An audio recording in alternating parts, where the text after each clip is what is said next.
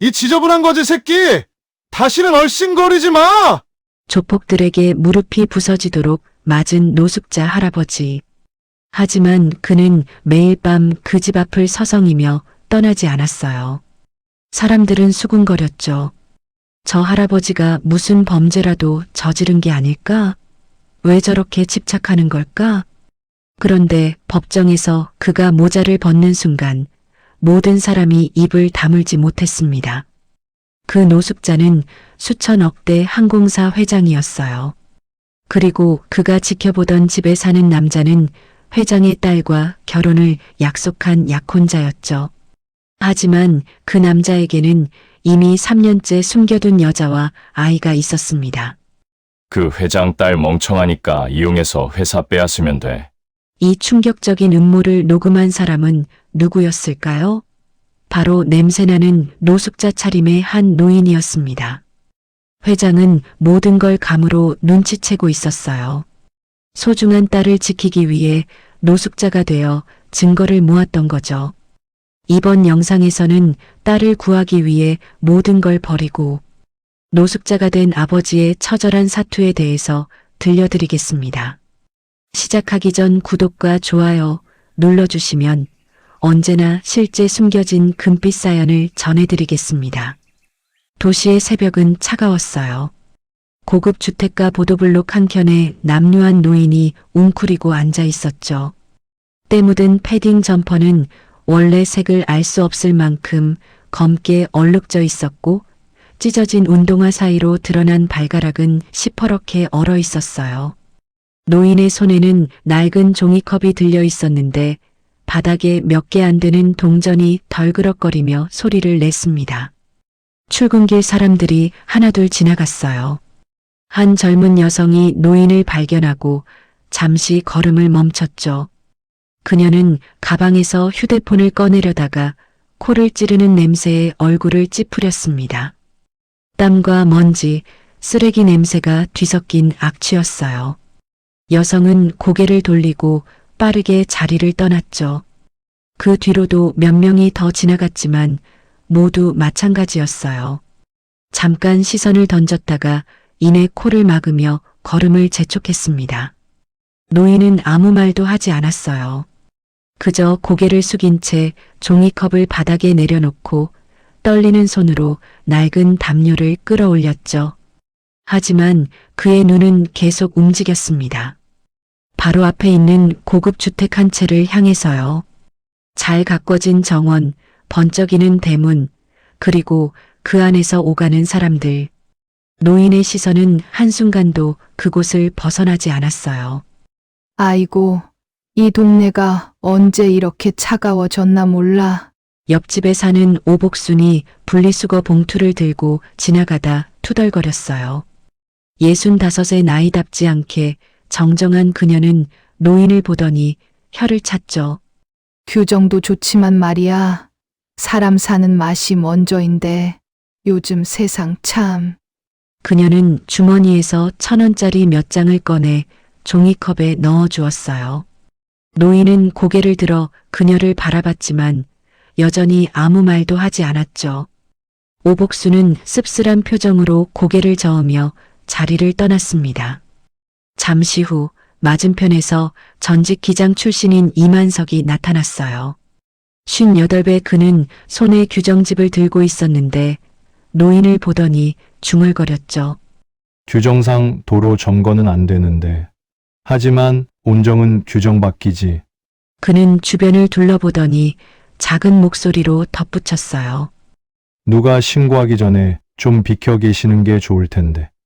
이만석도 주머니에서 동전 몇 개를 꺼내 종이컵에 넣고 자리를 떠났습니다. 두 사람의 가벼운 농담과 작은 선의는 잠시 따뜻함을 주었지만 노인의 표정은 변하지 않았어요. 해가 조금씩 떠올랐어요. 아침 햇살이 노인의 얼굴을 비췄죠. 그제야 그의 얼굴이 제대로 보였습니다. 깊게 파인 주름, 거칠게 트인 입술, 그리고 핏발선 눈. 하지만 그 눈빛만큼은 달랐어요. 흐릿하지 않았죠. 오히려 날카롭고 집요했습니다. 무언가를 확인하려는 듯한, 무언가를 기다리는 듯한 눈빛이었어요. 노인의 시선은 여전히 그 집을 향해 있었어요. 검은색 고급 차량 한 대가 대문 앞에 멈춰섰죠. 차 문이 열리고 단정한 옷차림의 중년 여성이 내렸습니다. 구미라였어요. 56의 그녀는 이웃들과 짧게 목례를 나누며 여유로운 미소를 지었죠. 그 미소는 공손했지만 온도는 낮았어요.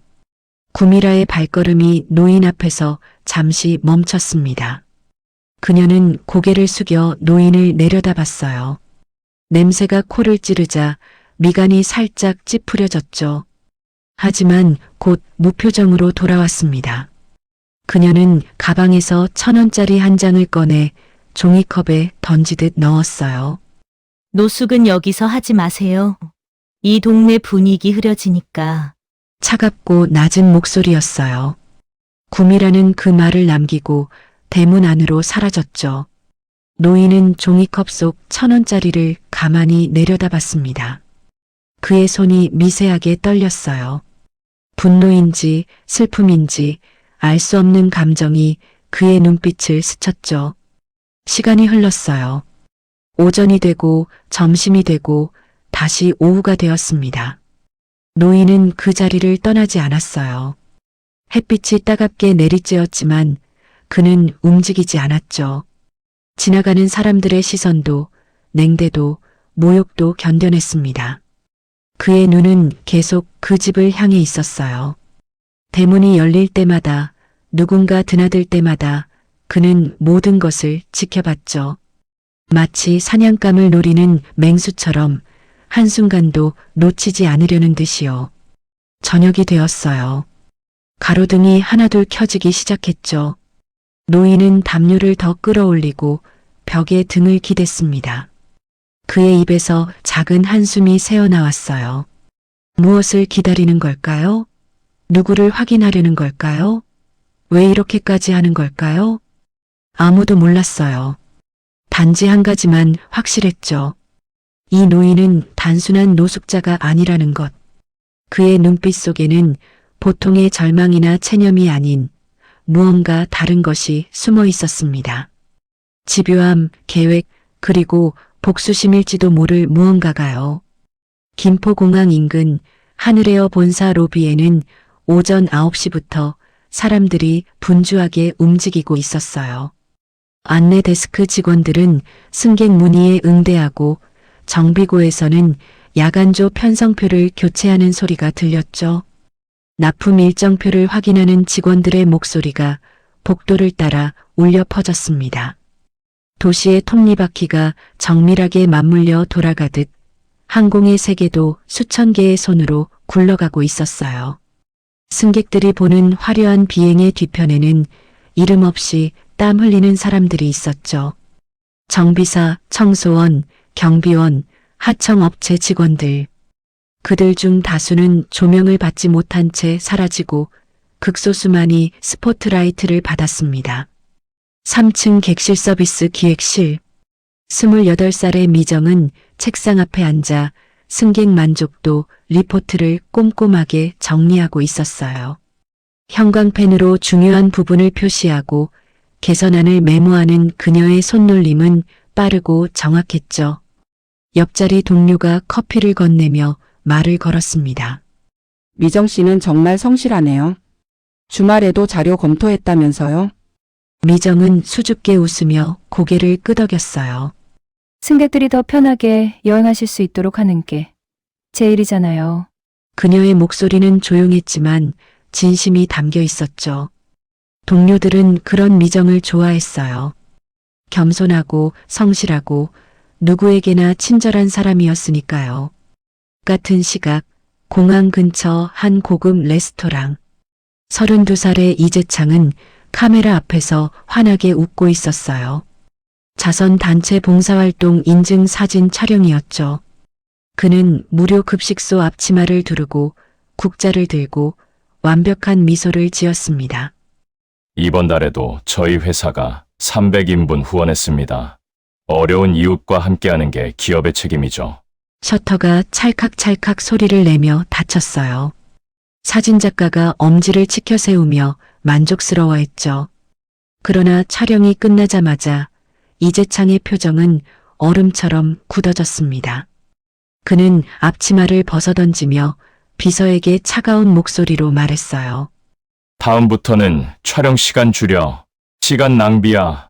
비서는 황급히 고개를 숙였죠. 이재창은 손목시계를 확인하며 레스토랑을 빠져나갔습니다. 봉사라는 단어가 무색하게 그의 뒷모습에서는 차가움만 느껴졌어요. 정비동 창가를 지나던 이만석은 밖을 내다보며 중얼거렸습니다. 규정상 웃을 시간인데 왜 이렇게 무거운 분위기지? 그는 손에 든 규정집을 펼쳐들고 혼잣말처럼 덧붙였어요. 규정에는 없지만 사람 사는 데는 웃음이 먼저인데 말이야. 분리수거장에서는 오복순이 병 라벨을 뜯어내며 투덜거렸어요. 라벨은 떼야 재활용이 됐지. 사람도 겉껍질 좀 떼고 살면 안 되나. 요즘 세상 겉만 번지르르하고 속은 텅 빈 사람들 천지야. 그녀는 병을 분리수거함에 넣으며 한숨을 내쉬었죠. 두 사람은 서로 다른 장소에서 같은 하늘 아래 각자의 하루를 살아가고 있었습니다. 오후 4시 카메라는 다시 주택가로 돌아왔어요. 노인은 여전히 그 자리에 앉아 있었죠. 햇빛이 기울어지며 그의 얼굴에 그림자를 드리웠습니다. 종이컵 속 동전은 아침보다 조금 늘어났지만 여전히 손에 꼽을 정도였어요.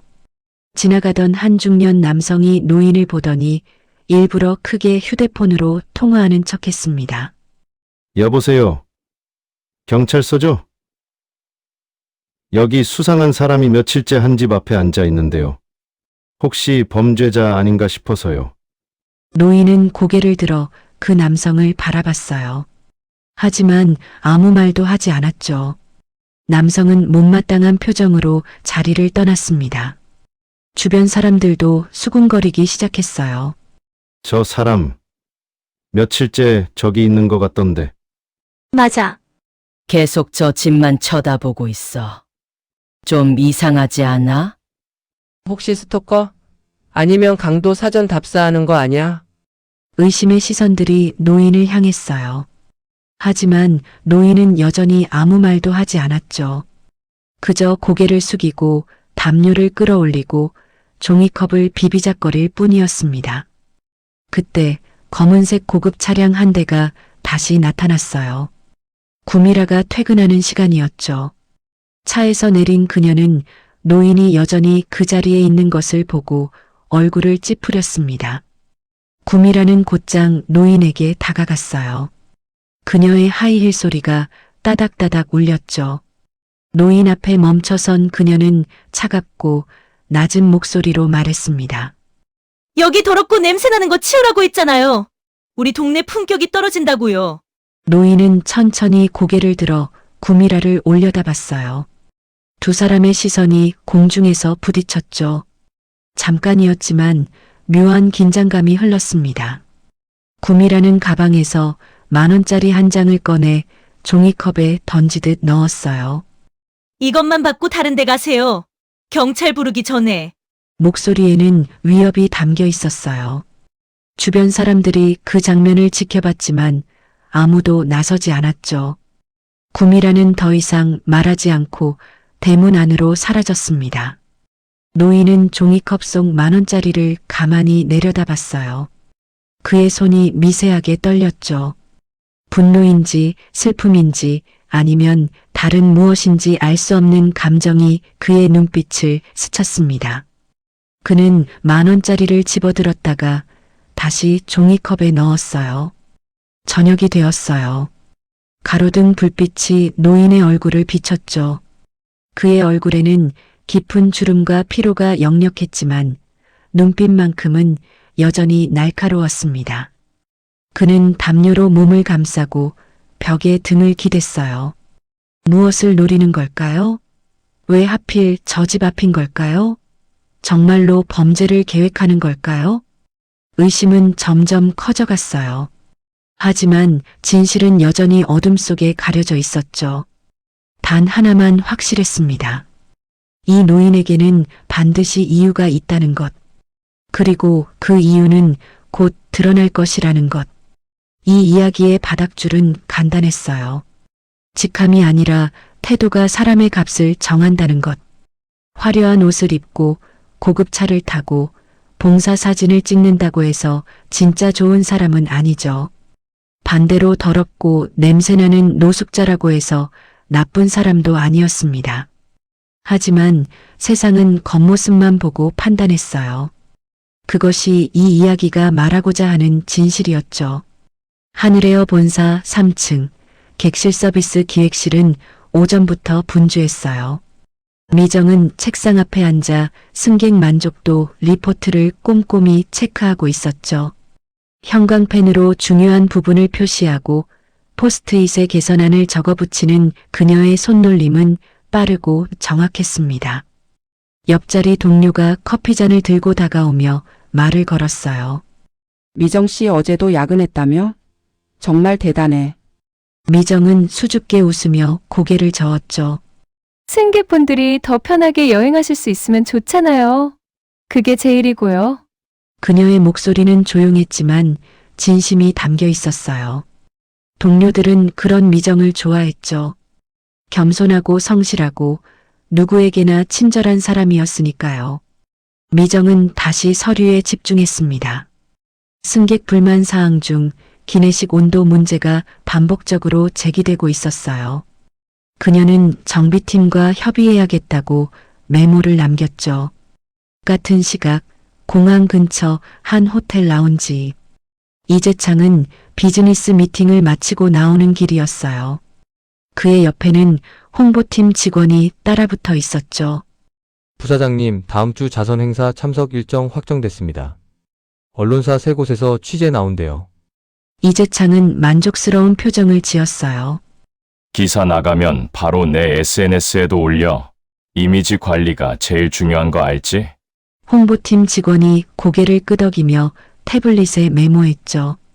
이재창은 손목 시계를 확인하며 차가운 목소리로 덧붙였습니다. 그리고 정비 일정 당겨진 거 하청 업체들한테 제대로 통보됐어? 일정 못 맞추면 계약 해지야. 목소리에는 협박이 섞여 있었어요. 홍보팀 직원은 긴장한 표정으로 대답했죠. 네, 이미 통보했습니다. 이재창은 더 이상 말하지 않고 라운지를 빠져나갔어요. 봉사와 자선을 입에 달고 살지만 실제로는 계약서 한 줄, 돈 한 푼에 목숨을 거는 사람이었죠. 정비동 야간조 휴게실. 28살의 승하는 동료와 짧게 눈을 맞추며 한숨을 내쉬었어요. 벽에 붙은 새 공지문에는 정비 일정이 이틀이나 앞당겨져 있었죠. 또 일정 당겨졌네. 어떻게 이틀 만에 다 끝내? 동료가 투덜거렸지만 승하는 아무 말도 하지 않았어요. 말해봤자 달라질 게 없다는 걸 알았으니까요. 그는 작업복을 챙기고 정비구로 향했습니다. 야간 청소팀은 밴딩머신 앞에서 잔돈을 세고 있었고 외주 기사들은 파손된 장갑을 새 것으로 갈아 끼고 있었어요. 이름 없는 손들이 오늘도 항공을 지탱하고 있었죠. 정비동 창가를 지나던 이만석은 밖을 내다보며 중얼거렸어요. 규정상 오후 4시는 휴식 시간인데 왜 다들 일하고 있지? 그는 손에 든 규정집을 펼쳐들고 혼잣말처럼 덧붙였죠. 휴식 시간은 정말 중요한데 말이야. 그의 목소리에는 안타까움이 섞여 있었어요. 이만석은 전직 기장 출신답게 규정을 중요하게 여겼지만 동시에 사람을 더 소중하게 생각하는 사람이었죠. 분리수거장에서는 오복순이 페트병 라벨을 뜯어내며 혼잣말을 하고 있었어요. 라벨은 떼야 재활용이 되는 거야. 사람도 좀 겉만 보지 말고 속을 봐야 하는데 요즘 세상은 반대더라고. 그녀는 병을 분리수거함에 넣으며 길게 한숨을 내쉬었죠. 두 사람은 서로 다른 장소에서 비슷한 생각을 하며 하루를 보내고 있었습니다. 오후 5시 카메라는 다시 주택가로 돌아왔어요. 노인은 여전히 그 자리에 앉아 있었죠. 오전에 비해 햇빛이 많이 기울었고 그림자가 길게 늘어나 있었습니다. 종이컵 속 동전과 지폐는 조금 늘어났지만 여전히 손에 꼽을 정도였어요. 지나가던 주민 몇 명이 노인을 보며 수군거렸습니다. 저 사람 사흘째 저기 있는 것 같은데. 맞아. 계속 저 집만 쳐다보고 있어. 뭔가 노리는 거 아니야? 혹시 강도 사전 답사하는 건 아닐까? 요즘 그런 수법 많다던데. 의심의 목소리들이 점점 커졌어요. 노인은 그 소리를 다 듣고 있었지만 아무런 반응도 보이지 않았죠. 그저 고개를 숙이고 담요를 끌어올리고 종이컵을 가만히 내려다볼 뿐이었습니다. 저녁 7시쯤 대기업 사옥에서 근무하는 35살의 순일이 퇴근길에 그 골목을 지나게 되었어요. 경비원인 그는 하루 종일 서서 근무한 탓에 다리가 무거웠죠. 하지만 노인을 보는 순간 걸음을 멈췄습니다. 노인은 추운 날씨에도 얇은 담요 한 장만 걸치고 있었어요. 손은 시퍼렇게 얼어 있었고 입술은 갈라져 피가 맺혀 있었죠. 순일은 주머니에서 따뜻한 캔커피를 꺼냈습니다. 점심시간에 사두었던 거였어요. 그는 조심스럽게 노인에게 다가가 캔커피를 건넸죠. 할아버지, 이거라도 드세요. 따뜻할 거예요. 노인은 천천히 고개를 들어 순이를 바라봤어요. 두 사람의 시선이 마주쳤죠. 잠깐이었지만 노인의 눈빛에서 무언가 깊은 감정이 스쳤습니다. 감사함일까요? 아니면 슬픔일까요? 노인은 떨리는 손으로 캔커피를 받아들었어요. 순일은 더 이상 묻지 않았어요. 이름도 사연도 왜 여기 있는지도 캐지 않았죠. 그저 사람 대 사람으로 따뜻함을 건넸을 뿐이었습니다. 그는 잠시 노인 옆에 서 있다가 조용히 자리를 떠났어요. 멀찍이 서 이만석이 그 장면을 지켜보고 있었죠. 그는 고개를 끄덕이며 중얼거렸습니다. 규정에는 없는 온정이지. 저런 게 진짜 사람 사는 모습이야. 더 멀리서는 오복순도 그 장면을 봤어요. 그녀는 쓸쓸하게 웃으며 혼잣말을 했죠. 저런 젊은이가 있으니 세상이 아직 살만하지. 두 사람은 서로 다른 장소에서 같은 장면을 보며 비슷한 생각을 하고 있었습니다. 이 차가운 세상에도 아직 따뜻한 사람들이 있다는 것을요. 밤 9시 구미라의 집에서 불빛이 환하게 켜졌어요. 거실 창문 너머로 사람들의 실루엣이 보였죠. 노인은 그 불빛을 가만히 바라봤습니다. 그의 눈빛은 여전히 날카로웠고 집요했어요. 무엇을 기다리는 걸까요? 무엇을 확인하려는 걸까요? 왜 하필 저 집인 걸까요? 의심은 계속 쌓여갔지만 진실은 여전히 어둠 속에 가려져 있었어요. 관객에게는 정보가 제공되지 않았죠. 다만 이 장면을 기억해 두어야 한다는 느낌만 남았습니다. 노인은 캔커피를 천천히 마시며 담요를 더 끌어올렸어요. 긴 밤이 시작되고 있었죠. 하늘에어 VIP 라운지, 오후 2시. 고급 가죽 소파와 대리석 테이블이 놓인 공간에는 은은한 클래식 음악이 흐르고 있었어요. 비즈니스석 이상 승객들만 이용할 수 있는 이곳은 공항 안에서도 가장 조용하고 품격 있는 공간이었죠. 이재창이 소파에 앉아 노트북을 펼쳐놓고 있었어요. 그의 앞 테이블에는 커피잔과 서류 몇 장이 놓여 있었죠. 젊은 여성 직원이 조심스럽게 다가와 음료 트레이를 들고 서 있었습니다. 손님, 주문하신 아메리카노 나왔습니다. 직원은 공손하게 인사하며 트레이를 내려놓으려 했어요. 그런데 이재창은 시계를 보더니 얼굴이 굳어졌죠. 그는 차갑게 한마디 던졌습니다. 지금 몇 시인데 커피가 나와? 15분 전에 주문했는데. 목소리는 낮았지만 날카로웠어요. 직원은 당황한 표로 고개를 숙였죠. 죄송합니다. 주방이 조금 바빠서. 말이 끝나기도 전에 이재창은 트레이를 손으로 탁 쳤어요. 커피 잔이 덜컹거리며 흔들렸고 커피 몇 방울이 테이블 위로 튀었죠. 주변 승객들이 놀라 쳐다봤습니다. 바쁘면 주문을 받지 말든가. VIP 라운지가 뭐 하는 곳인지 알기는 해? 이재창의 목소리가 점점 커졌어요. 직원은 얼굴이 새빨개지며 연신 고개를 숙였죠. 정말 죄송합니다. 손님, 제가 사과로 되는 거였으면 계약서에 위약금 조항이 왜 있겠어? 매니저 불러. 차갑고 단호한 목소리였어요. 직원의 눈가가 붉어졌지만 그녀는 눈물을 참으며 뒤로 물러섰죠. 주변 승객들이 불편한 표정으로 수군거리기 시작했습니다. 저 사람 좀 심한 거 아니야? 커피 몇 분 늦었다고 저렇게까지. 그러나 이재창은 아랑곳하지 않았어요. 그는 휴대폰을 꺼내 누군가에게 문자를 보내기 시작했죠. 카메라가 있는 방향으로는 고개를 살짝 돌리며 미소를 지었습니다. 마치 아무 일도 없었다는 듯이요.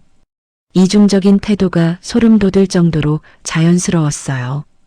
잠시 후 매니저가 달려왔고 이재창에게 깊이 사과했죠. 그제야 이재창은 만족스러운 표정을 지으며 자리에서 일어났습니다. 공식적으로 기록되는 건 아무것도 없었어요. 하지만 사람들의 기억 속에는 불편한 장면이 또렷하게 남았죠. 같은 시각, 주택가 골목. 노인은 여전히 그 자리에 앉아 있었어요. 햇빛이 따갑게 내리쬐고 있었지만 그는 움직이지 않았죠. 고개를 숙인 채 종이컵을 비비작거리고 있었습니다. 검은색 고급 차량이 골목 입구에서 멈춰 섰어요. 구미라가 차에서 내렸죠. 오늘따라 그녀의 표정은 더 차가워 보였습니다. 하이힐 소리를 따닥따닥 울리며 노인 앞으로 다가왔어요. 구미라는 노인을 내려다보며 미간을 찌푸렸어요. 악취가 코를 찔렀죠. 그녀는 가방에서 명함 크기의 흰 종이 한 장을 꺼냈습니다. 무엇이 적혀 있는지는 보이지 않았어요. 이거 보고 빨리 여기서 사라지세요. 더러운 거 치우라고 했잖아요. 목소리는 짧고 차가웠어요. 그녀는 종이를 노인의 무릎 위에 툭 던지듯 놓았죠. 그리고 뒤도 돌아보지 않고 대문 안으로 사라졌습니다. 하이힐 소리만 공허하게 울려 퍼졌어요. 노인은 천천히 그 종이를 집어들었어요. 종이를 펼쳐보는 그의 손이 미세하게 떨렸죠. 그의 눈빛이 순간적으로 날카로워졌다가 금세 흐려졌습니다. 무엇이 적혀 있었을까요? 협박인 걸까요? 아니면 경고인 걸까요? 카메라는 의도적으로 그 내용을 보여주지 않았어요. 노인은 종이를 주머니 깊숙이 넣고 다시 고개를 숙였죠. 그의 얼굴에는 복잡한 감정이 스쳐 지나갔습니다. 근처를 지나가던 주민 몇 명이 그 장면을 목격했어요. 저 여자, 저 노숙자한테 뭐 준 거야? 돈이려나? 아니면 뭔가 거래하는 거 아니야? 거래? 무슨 거래? 글쎄, 요즘 조직폭력배들이 노숙자 이용해서 범죄 저지른다잖아.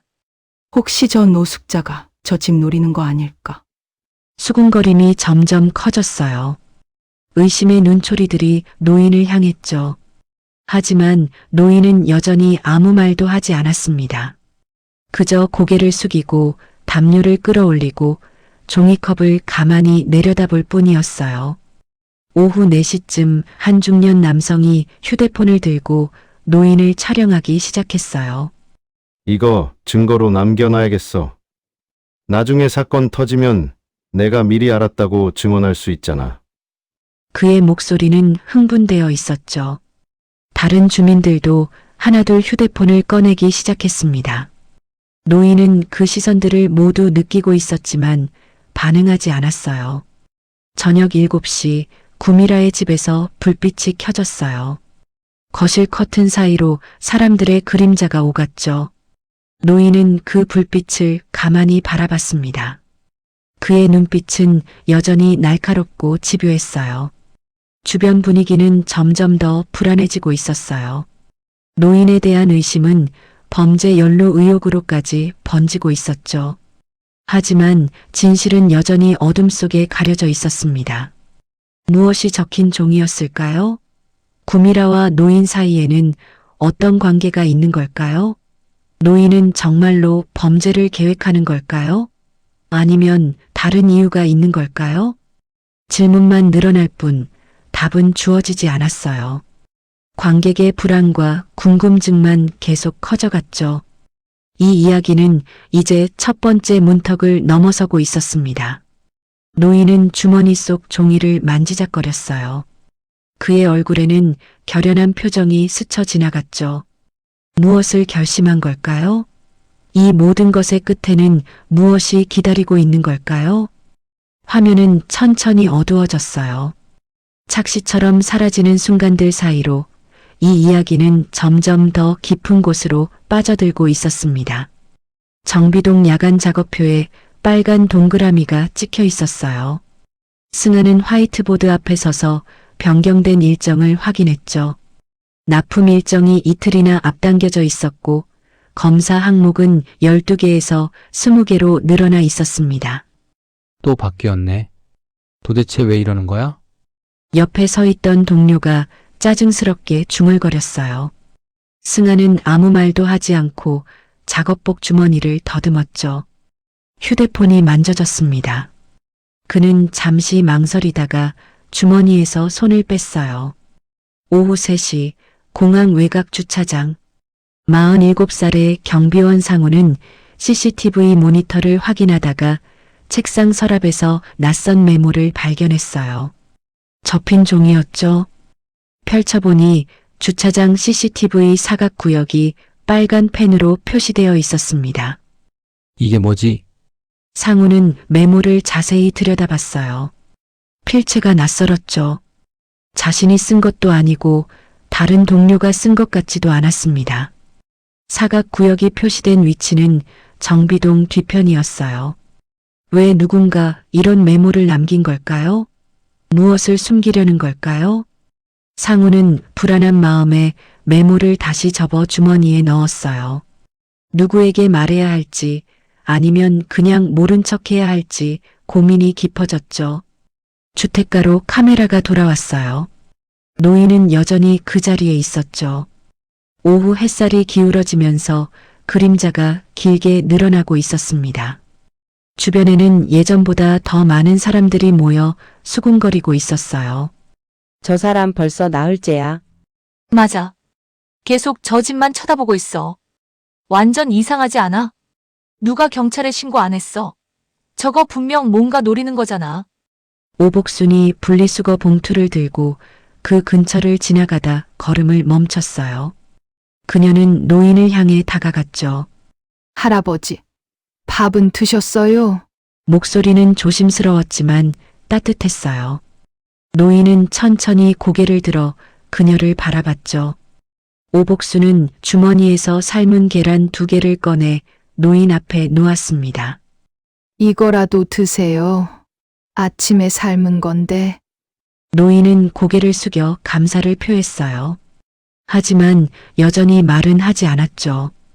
오복수는 한숨을 내쉬며 자리를 떠났습니다. 주변 사람들의 시선이 따가웠지만 그녀는 아랑곳하지 않았어요. 왜 저런 사람한테 음식을 줘? 범죄자일 수도 있는데. 누군가 오복순에게 따지듯 말했어요. 오복순은 얼굴을 붉히며 날카롭게 대꾸했죠. 범죄자, 증거라도 있어? 사람이 힘들어 보이면 도와주는 게 당연한 거 아니야? 에이, 요즘 세상에 그런 순진한 생각으로 살면 당하기만 해. 나중에 사건 터지면 그때 가서 후회하지 마. 오복수는 더 이상 대꾸하지 않고 자리를 떠났어요. 하지만 그녀의 마음속에도 작은 의심이 싹트기 시작했죠. 정말로 저 노인은 괜찮은 사람일까요? 아니면 모두가 말하는 것처럼 뭔가 위험한 계획을 세우고 있는 걸까요? 저녁 6시 맞은편 건물 창가에서 이만석이 쌍안경으로 노인을 관찰하고 있었어요. 그는 규정집을 한 손에 들고 다른 한 손으로는 쌍안경을 조절했죠. 규정상 도로 점거는 불법인데, 하지만 단속이 안 되는 건 또 다른 문제고, 그는 중얼거리며 노인의 움직임을 지켜봤어요. 노인은 1시간에 한 번꼴로 주머니에서 무언가를 꺼내 확인했죠. 종이처럼 보였습니다. 구미라가 건넨 그 종이일까요? 이만석은 노인이 종이를 펼쳐보는 순간을 포착하려 했지만 각도가 맞지 않아 내용을 확인할 수 없었어요. 노인은 종이를 보고 나서 다시 주머니에 넣고 구미라의 집을 향해 눈빛을 고정했죠. 뭘 노리는 걸까? 이만석의 목소리에는 불안함이 섞여 있었어요. 그는 쌍안경을 내려놓고 휴대폰을 꺼냈습니다. 경찰에 신고해야 하나 고민했지만 막상 번호를 누르지는 못했어요. 증거가 없었으니까요. 밤 9시 구미라의 집에서 검은색 차량이 나왔어요. 하지만 구미라가 아닌 다른 사람이 운전석에 앉아 있었죠. 이재창이었습니다. 그는 차를 몰고 골목을 빠져나갔어요. 노인은 그 차가 사라질 때까지 시선을 떼지 않았습니다. 차가 완전히 사라지자 노인은 천천히 자리에서 일어났어요. 며칠 만에 처음으로 움직이는 모습이었죠. 그는 담요를 접어 구석에 두고 비틀거리며 골목 안쪽으로 걸어갔습니다. 다리가 저려서인지 걸음걸이가 불안정했어요. 노인이 향한 곳은 구미라의 집 뒷골목이었어요. 그곳에는 쓰레기 분리수거함이 놓여 있었죠. 노인은 주변을 살피며 조심스럽게 다가갔습니다. 그리고 쓰레기통 뚜껑을 열어 안을 들여다봤어요. 무엇을 찾는 걸까요? 증거일까요? 아니면 다른 무언가일까요? 멀리서 그 장면을 목격한 주민이 급히 휴대폰을 꺼냈어요. 저기요. 경찰이죠. 수상한 사람 신고하려고요. 며칠째 한 집 앞에서 감시하던 노숙자가 지금 그 집 쓰레기통을 뒤지고 있어요. 네, 맞아요. 분명히 뭔가 범죄를 계획하는 것 같아요. 신고 전화였어요. 노인은 그 소리를 듣지 못했는지 아니면 들었지만 무시한 건지 계속 쓰레기통을 뒤지고 있었죠. 그의 손이 무언가를 움켜잡았습니다. 종이 뭉치였어요. 노인은 종이를 펼쳐보지도 않고 재빨리 주머니에 넣었어요. 그리고 다시 비틀거리며 원래 자리로 돌아갔죠. 담요를 다시 펼쳐 몸을 감싸고 벽에 등을 기댔습니다. 15분 후 경찰차가 도착했어요. 2명의 경찰관이 내려 노인에게 다가갔죠. 신분증 있으세요? 노인은 천천히 고개를 들어 경찰관을 바라봤어요. 그리고 고개를 저었습니다. 경찰관은 한숨을 내쉬며 동료와 눈빛을 주고받았죠. 여기서 뭐 하세요? 신고 들어왔는데 주민들이 불안해하신대요. 노인은 여전히 아무 말도 하지 않았어요. 경찰관은 노인의 주머니를 가리키며 말했습니다. 주머니 좀 보여주시겠어요? 노인의 손이 미세하게 떨렸어요. 하지만 그는 천천히 주머니에 손을 넣어 안에 든 것들을 꺼냈죠. 종이컵에서 나온 동전 몇 개, 오복순이 준 삶은 계란 하나, 그리고 구겨진 종이 2장. 경찰관이 종이를 펼쳐봤지만 거기에는 아무것도 적혀 있지 않았어요. 그냥 빈 종이였죠. 이게 뭔가요? 노인은 대답하지 않았어요. 경찰관은 종이를 다시 노인에게 돌려주며 말했습니다. 여기서 계속 이러시면 곤란해요. 다른 곳으로 가시는 게 좋을 것 같은데. 노인은 고개를 끄덕였어요. 하지만 움직이지 않았죠. 경찰관들은 더 이상 할 말이 없다는 듯 한숨을 쉬며 자리를 떠났습니다. 주변 주민들은 실망한 표정이었어요. 경찰도 별 수 없네. 저러다 큰일 나는 거 아냐? 의심은 계속 쌓여만 갔어요. 하지만 진실은 여전히 어둠 속에 가려져 있었죠. 밤 11시 김포공항 정비구.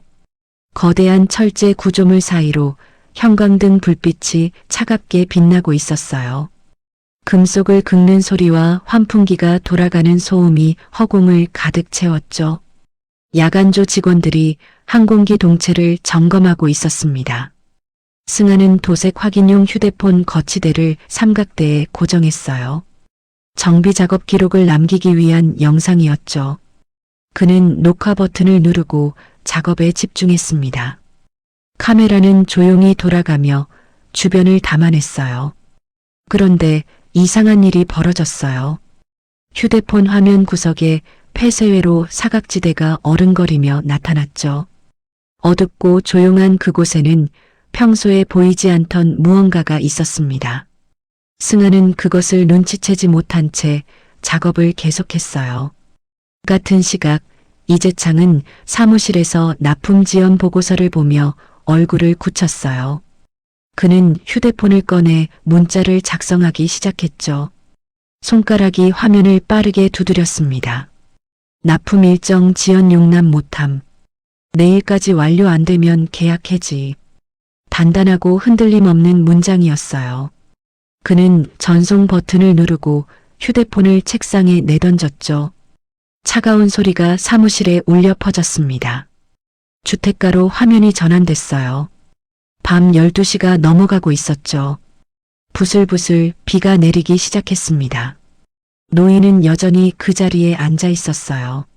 젖은 담요가 어깨에 축축하게 달라붙었지만 그는 움직이지 않았죠. 비가 점점 세게 내렸어요. 노인은 담요를 더 끌어올리며 몸을 움츠렸습니다. 찬 빗물이 목덜미를 타고 흘러내렸지만 그의 눈빛은 여전히 구미라의 집을 향해 있었어요. 2층 창문 너머로 희미한 불빛이 스쳤죠. 그 불빛이 켜졌다 꺼지기를 반복했어요. 누군가 그 안에서 움직이고 있었습니다. 노인은 눈을 가늘게 뜨고 그 움직임을 지켜봤죠. 비에 젖은 손으로 담요를 꽉 쥐었습니다. 멀리서 오복순이 우산을 쓰고 그 길을 지나가고 있었어요. 그녀는 노인을 발견하고 걸음을 멈췄죠. 비가 세차게 내리는데 저 노인은 아무 보호장치도 없이 앉아 있었습니다. 아이고, 이 밤에 비까지 맞으시고. 오복수는 다가가려다가 멈췄어요. 주변 주민들의 말이 머릿속을 스쳤죠. 범죄자일지도 모른다는, 위험한 사람일 수 있다는 말들이요. 하지만 그녀는 결국 발걸음을 옮겼습니다. 할아버지, 이러시면 안 되죠. 어디라도 비 피하실 곳 없어요? 목소리는 걱정으로 가득했어요. 노인은 천천히 고개를 들어 그녀를 바라봤죠. 빗물이 노인의 얼굴을 타고 흘러내렸습니다. 오복수는 자신의 우산을 노인 위에 펴주려 했지만 노인은 고개를 저었어요. 오복수는 안타까운 표정으로 한참을 서 있다가 결국 돌아섰어요. 하지만 몇 걸음 가지 못하고 다시 멈춰섰죠. 그녀는 가방에서 비닐봉지를 꺼내 노인에게 건넸습니다. 이거라도 머리에 덮으세요. 감기 걸리시면 큰일이에요. 노인은 비닐을 받아들고 고개를 숙여 감사를 표했어요. 오복수는 더 이상 말하지 않고 빠르게 자리를 떠났죠. 그녀의 뒷모습에서 안타까움이 묻어났습니다. 반대편 건물에서 이만석이 창문을 열고 밖을 내다보고 있었어요. 비 오는 밤, 저 노인은 여전히 그 자리를 지키고 있었죠. 그는 규정집을 들고 혼잣말을 했습니다. 규정상 비 오는 날엔 노숙이 더 위험한데, 하지만 강제로 옮길 수는 없고. 그는 한숨을 내쉬며 창문을 닫았어요. 하지만 완전히 닫지는 않았죠. 혹시 모를 상황을 대비해 조금 열어둔 채로요. 새벽 1시 구미라의 집에서 현관문이 조용히 열렸어요. 검은 우산을 쓴 사람이 밖으로 나왔죠. 이재창이었습니다. 그는 주변을 살피며 차를 향해 걸어갔어요. 노인은 담요 속에서 그 모습을 지켜봤습니다. 이재창은 차에 타기 전 잠시 노인이 있는 방향을 쳐다봤어요. 두 사람의 시선이 어둠 속에서 교차했죠. 이재창의 입가에 차가운 미소가 번졌습니다. 그는 차에 올라타 골목을 빠져나갔어요. 노인은 차가 완전히 사라질 때까지 시선을 떼지 않았어요. 그의 주먹이 담요 속에서 꽉 쥐어졌죠. 손톱이 손바닥을 파고들 정도로 세게요. 비는 계속 내렸어요. 정비고에서는 야간 작업이 이어지고 있었고 승아의 휴대폰은 여전히 녹화 중이었죠. 사각지대의 어둠은 점점 더 짙어져 갔습니다. 이 밤 여러 선이 서로를 향해 조금씩 좁혀지고 있었어요. 라운지의 작은 폭발, 정비고의 묵직한 침묵, 주택가의 차가운 시선들, 그리고 노인의 집요한 감시. 네 가닥의 선이 하나의 지점을 향해 천천히 그러나 확실하게 모여들고 있었죠. 관객은 여전히 핵심을 알 수 없었어요. 다만 무언가 큰 사건이 다가오고 있다는 예감만 짙어질 뿐이었습니다. 노인은 무엇을 노리는 걸까요? 이재창과 구미라는 무엇을 숨기는 걸까요? 정비고의 사각지대에는 무엇이 있는 걸까요? 질문들은 계속 쌓여갔지만 답은 주어지지 않았어요. 이야기는 이제 진짜 시작점을 넘어섰습니다. 여기서부터는 돌아갈 수 없었죠. 노인은 비닐을 머리에 덮고 담요를 꽉 감쌌어요. 차가운 빗물이 온몸을 적셨지만 그의 눈빛만큼은 불타오르고 있었습니다. 무언가를 향한 집요함, 무언가를 확인하려는 결연함이 그 눈빛 속에 살아 숨쉬고 있었어요. 새벽이 다가오고 있었죠. 비는 여전히 내리고 어둠은 여전히 짙었지만 이 모든 것의 끝에는 반드시 진실이 기다리고 있을 거예요. 그 진실이 무엇이든 누구를 위한 것이든 이제는 멈출 수 없는 흐름이 되어버렸습니다. 정비동 휴게실 새벽 4시. 승아는 동료와 짧게 눈을 맞추며 한숨을 내쉬었어요. 벽에 붙은 작업 일정표에는 빨간 펜으로 수정된 흔적이 가득했죠. 말 대신 손짓이 오갔습니다. 누군가는 오늘 작업을 끝내고 떠날 거고 누군가는 내일도 여기 남을 거예요. 야간 청소팀은 밴딩 머신 앞에서 잔돈을 세고 있었어요. 500원짜리 동전 5개로 커피 한 잔을 뽑을 수 있었죠. 외주 기사들은 파손된 작업 장갑을 새 것으로 갈아 끼고 있었습니다. 손가락 끝이 찢어진 장갑으로는 금속 부품을 만질 수 없었으니까요. 이름 없는 손들이 오늘도 항공을 지탱하고 있었어요. 승객들이 하늘을 날 수 있는 건 이들의 밤샘 작업 덕분이었지만 아무도 그들의 이름을 기억하지 않았죠. 오전 7시 카메라가 주택가로 돌아왔어요. 노인은 여전히 그 자리에 있었죠. 어젯밤 비에 흠뻑 젖은 담요가 아침 햇살에 김을 내뿜고 있었습니다. 노인의 얼굴은 핏기 없이 창백했고 입술은 바짝 말라 갈라져 있었어요. 35살의 순일이 출근복을 입고 그 골목을 지나가게 되었어요. 경비원인 그는 매일 같은 시간, 같은 길을 걸었죠. 오늘도 마찬가지였습니다. 하지만 노인을 보는 순간 그의 발걸음이 멈췄어요. 노인은 담요를 꽉 감싸쥐고 벽에 기대 있었어요. 어깨가 미세하게 떨리고 있었죠. 추위 때문인지, 배고픔 때문인지, 아니면 다른 이유 때문인지 알 수 없었습니다. 순일은 가슴 한쪽이 먹먹해지는 걸 느꼈어요. 그는 주저하지 않고 노인에게 다가갔어요. 가방에서 따뜻한 캔커피를 꺼냈죠. 아침에 편의점에서 산 거였습니다. 자신이 마시려고 샀던 건데 지금은 그게 중요하지 않았어요. 할아버지, 이거 드세요. 목소리는 조심스러웠지만 따뜻했어요. 노인은 천천히 고개를 들어 순이를 바라봤죠. 두 사람의 시선이 마주쳤습니다. 잠깐이었지만 노인의 눈빛에서 무언가 깊은 감정이 스쳤어요. 감사함일까요? 놀라움일까요? 아니면 슬픔일까요? 노인은 떨리는 손으로 캔커피를 받아들었어요. 손이 너무 차가워서 캔을 제대로 쥐지 못할 정도였죠. 순일은 노인의 손에 자신의 손을 포개며 캔을 단단히 쥐도록 도와줬습니다. 천천히 드세요. 따뜻할 거예요. 순일은 더 이상 묻지 않았어요. 이름도 나이도 왜 여기 있는지도 캐지 않았죠. 그저 사람 대 사람으로 따뜻함을 건넸을 뿐이었습니다. 그는 잠시 노인 옆에 쪼그려 앉아 함께 아침 햇살을 바라봤어요. 저도 예전에 힘들었던 적 있어요. 그때 누군가 제게 밥 한 끼 사주고 따뜻한 말 한마디 건네줬거든요. 그게 참 큰 힘이 되더라고요. 순일의 목소리가 조금 떨렸어요. 그는 자신의 과거를 떠올리고 있었죠. 몇 년 전 직장을 잃고 방을 구하지 못해 찜질방을 전전했던 시절이요.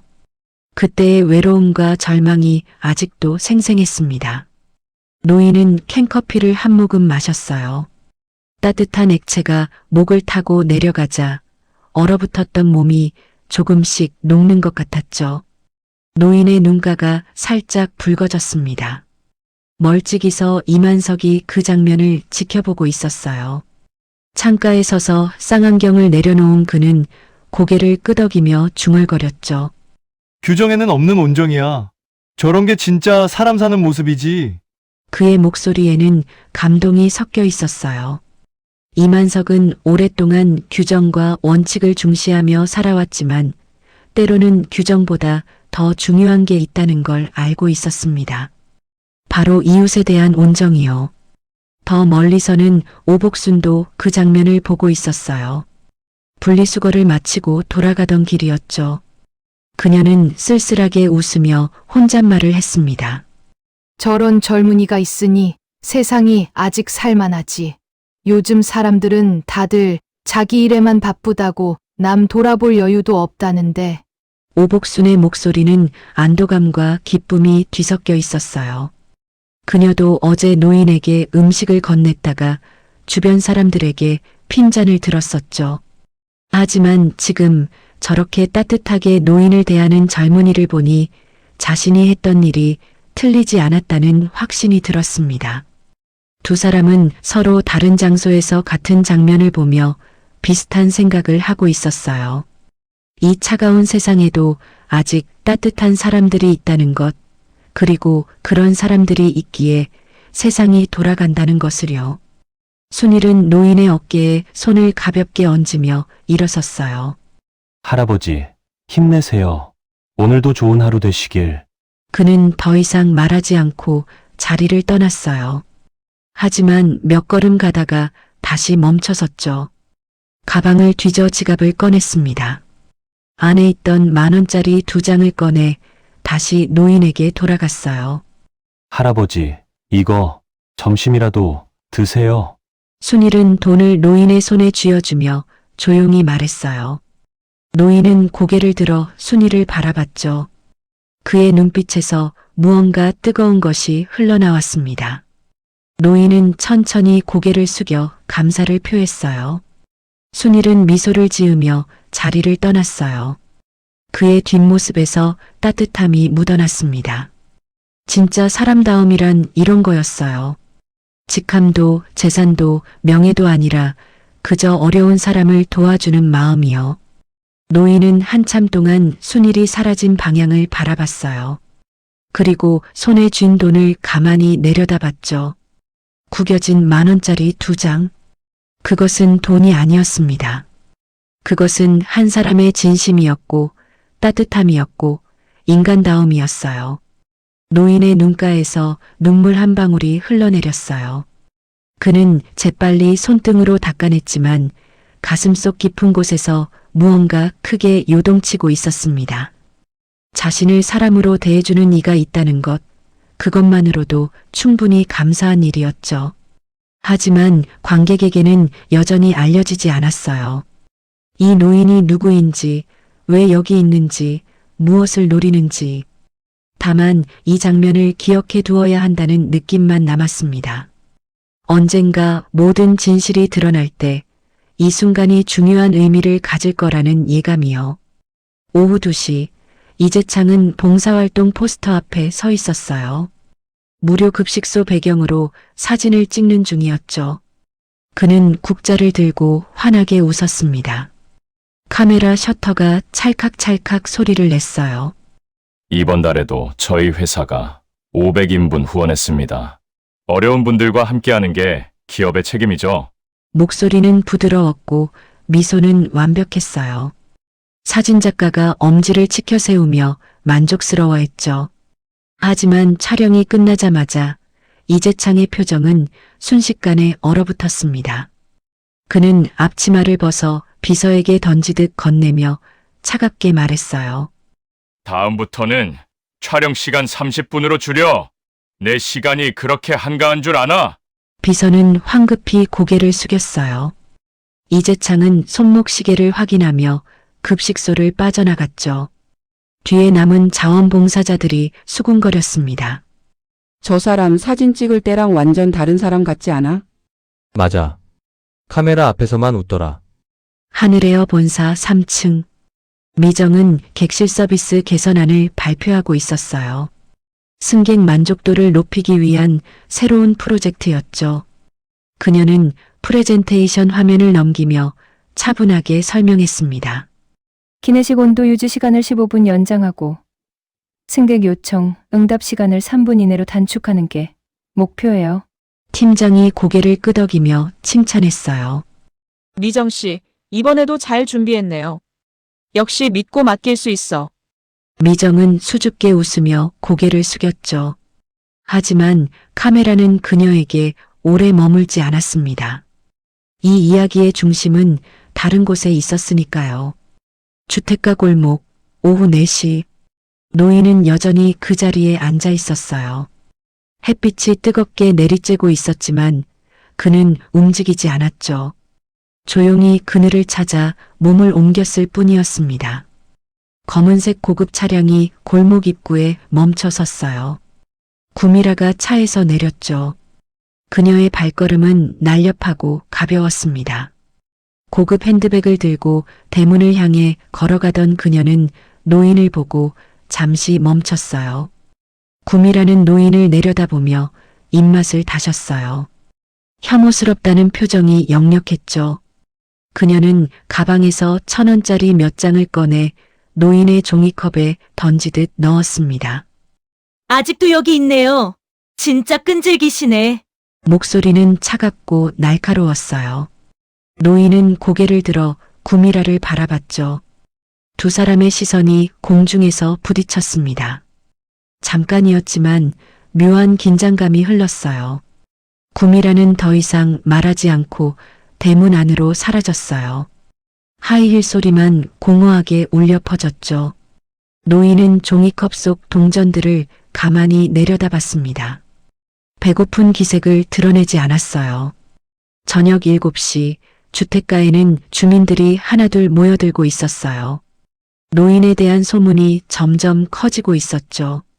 저 사람, 벌써 일주일째야. 대체 뭐 하는 거야? 분명히 저 집 노리는 거 맞아. 계속 저 집만 쳐다보잖아. 혹시 조직폭력배 아냐? 요즘 그런 사람들 노숙자로 위장해서 범죄 저지른다던데. 수군거림이 점점 커졌어요. 한 중년 남성이 노인에게 다가가 따졌습니다.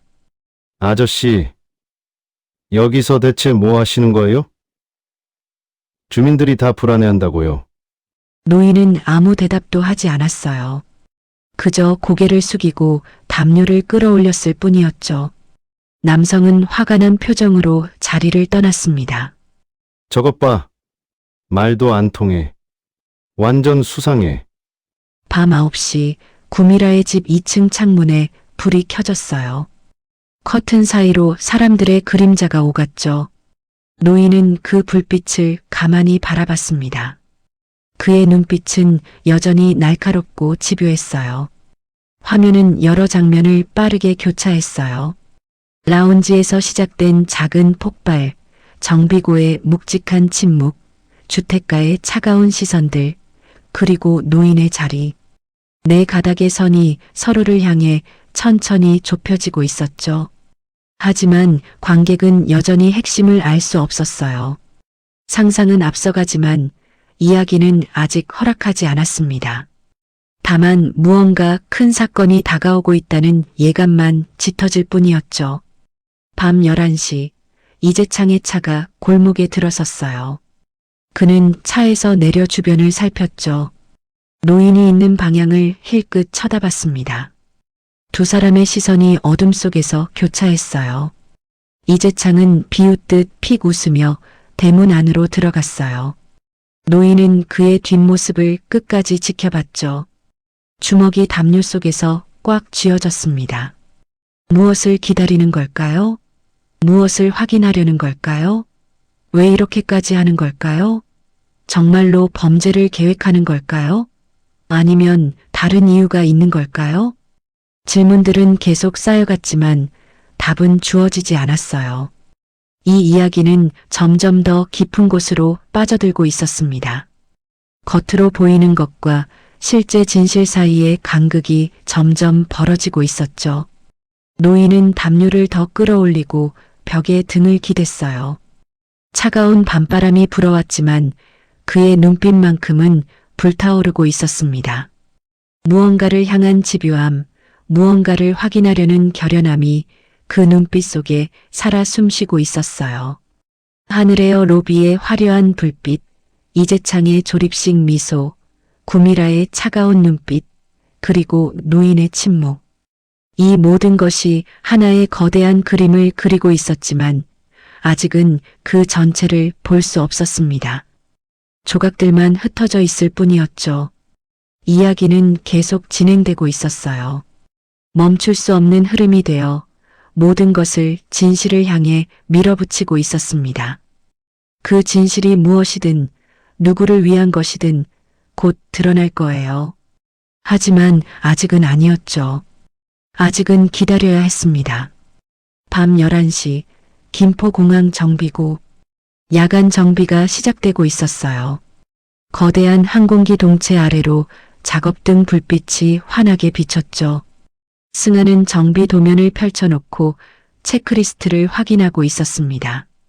도면 위에 빨간 표시가 더해져 있었어요. 긴급 점검 항목이 20개에서 30개로 늘어나 있었죠. 납품 수량도 지연을 경고하는 붉은 글씨로 표시되어 있었습니다.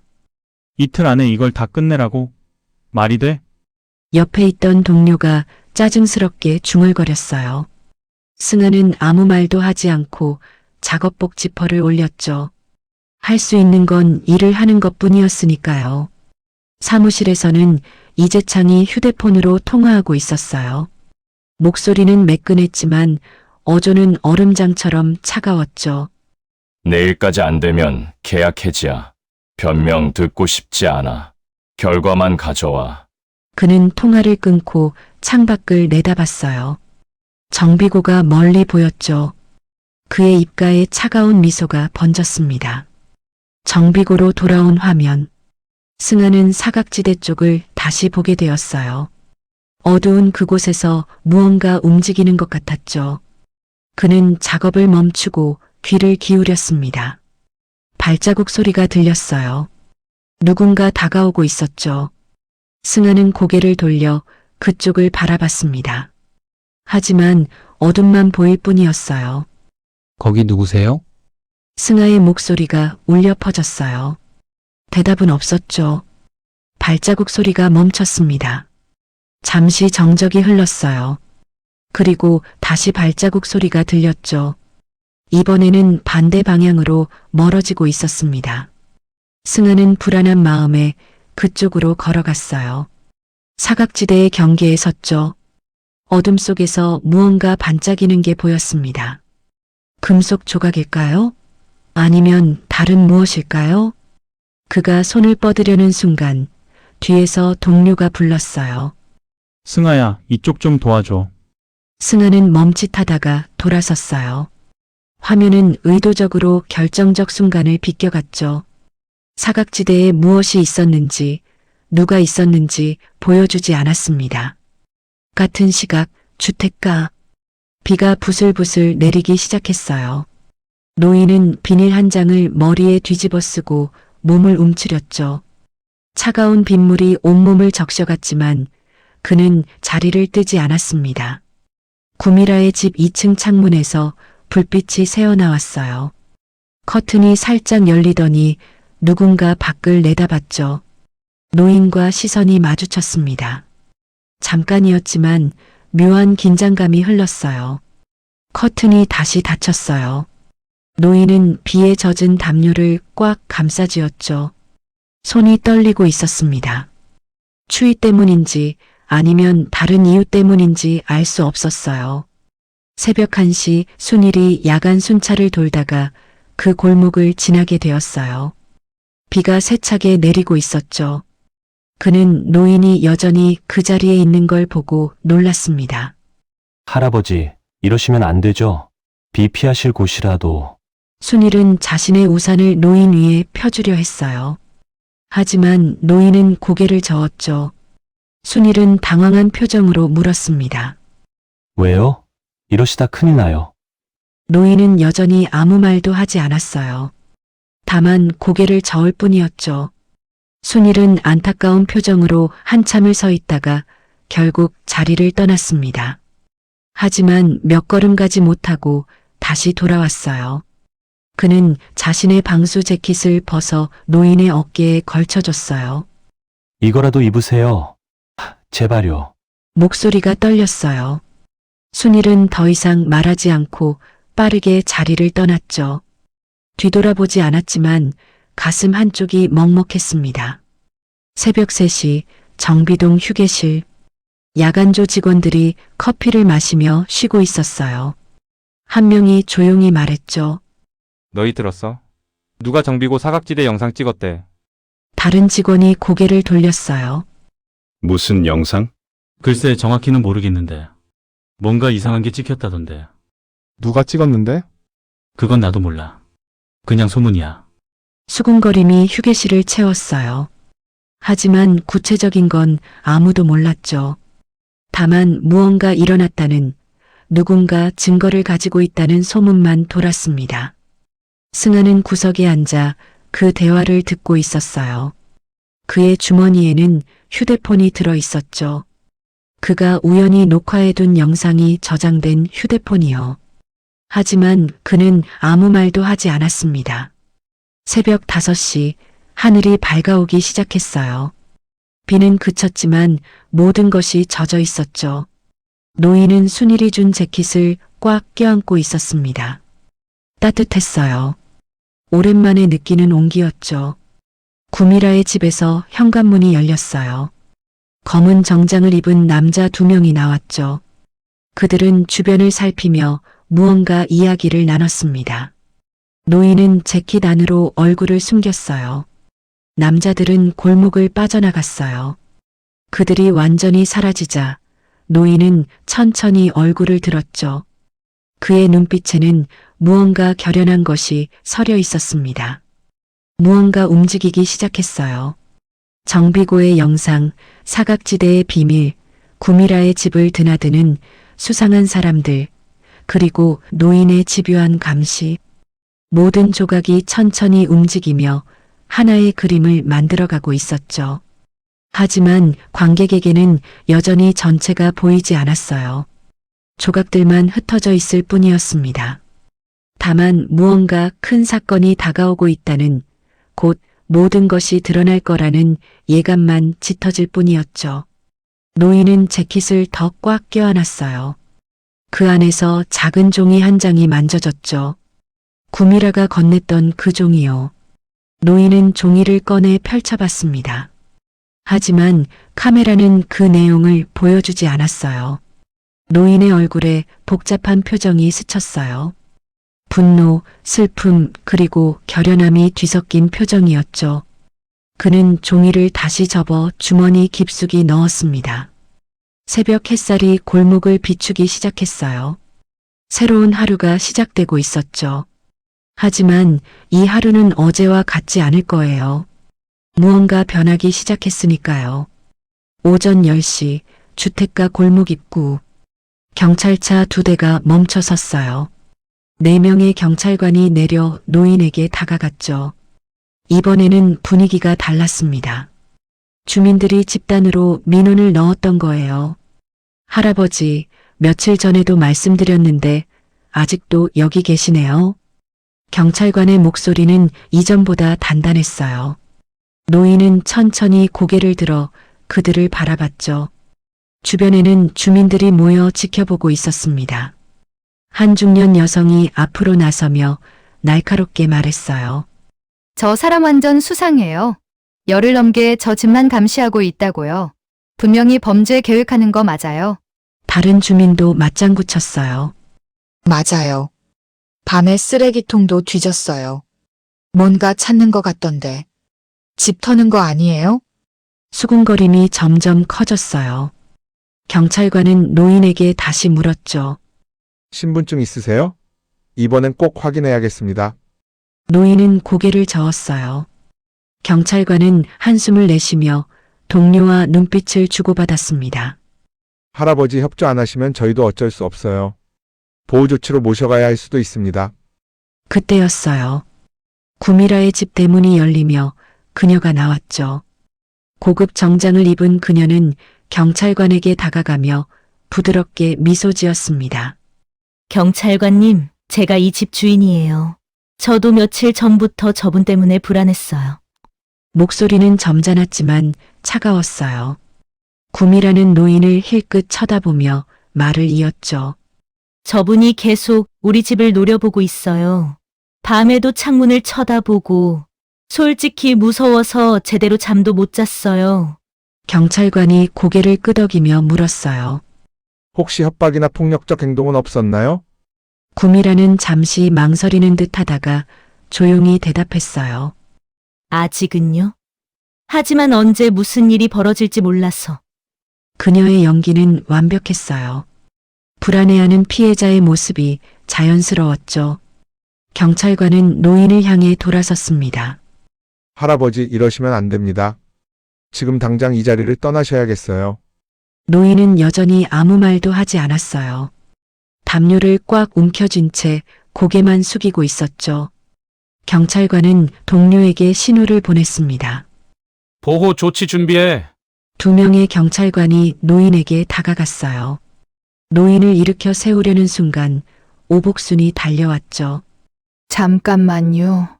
저분이 뭘 잘못했어요? 그녀는 숨을 헐떡이며 경찰관 앞을 막아섰어요. 경찰관이 난처한 표정으로 말했죠. 할머니, 저희도 어쩔 수 없어요. 주민 민원이 들어왔고 저분이 협조도 안 하시잖아요. 오복수는 노인을 돌아보며 안타까운 표정을 지었어요. 그리고 경찰관에게 다시 말했죠. 그래도 사람인데 뭔가 사정이 있으실 거예요. 사정이 있으면 말을 하셔야죠. 지금처럼 계속 침묵만 하시면 저희도 의심할 수밖에 없어요. 경찰관의 목소리는 단호했어요.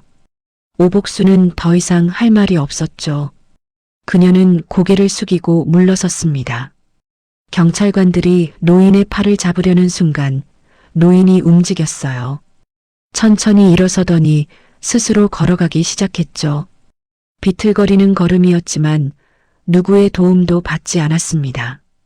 구미라는 그 모습을 지켜보며 입가에 미소를 지었어요. 아주 짧은 순간이었지만 카메라는 그것을 포착했죠. 차갑고 만족스러운 미소였습니다. 노인이 경찰차를 향해 걸어가는 동안 주민들은 안도의 한숨을 쉬었어요. 드디어 저 사람 가네. 이제 좀 안심하고 살 수 있겠어. 하지만 순일은 멀찌감치서 그 장면을 보며 불안한 표정을 지었어요. 뭔가 잘못되고 있다는 느낌이 들었지만 그는 무엇을 해야 할지 몰랐죠. 같은 시각 김포공항 정비구. 승아는 사무실 책상 앞에 서 있었어요. 이재창이 차가운 눈빛으로 그를 내려다보고 있었죠. 납품이 왜 지연됐죠? 목소리는 낮았지만 위협적이었어요. 승아는 땀을 흘리며 대답했습니다. 죄송합니다. 검사 항목이 갑자기 늘어나서. 이재창이 책상을 탁 쳤어요. 승아가 움찔했죠.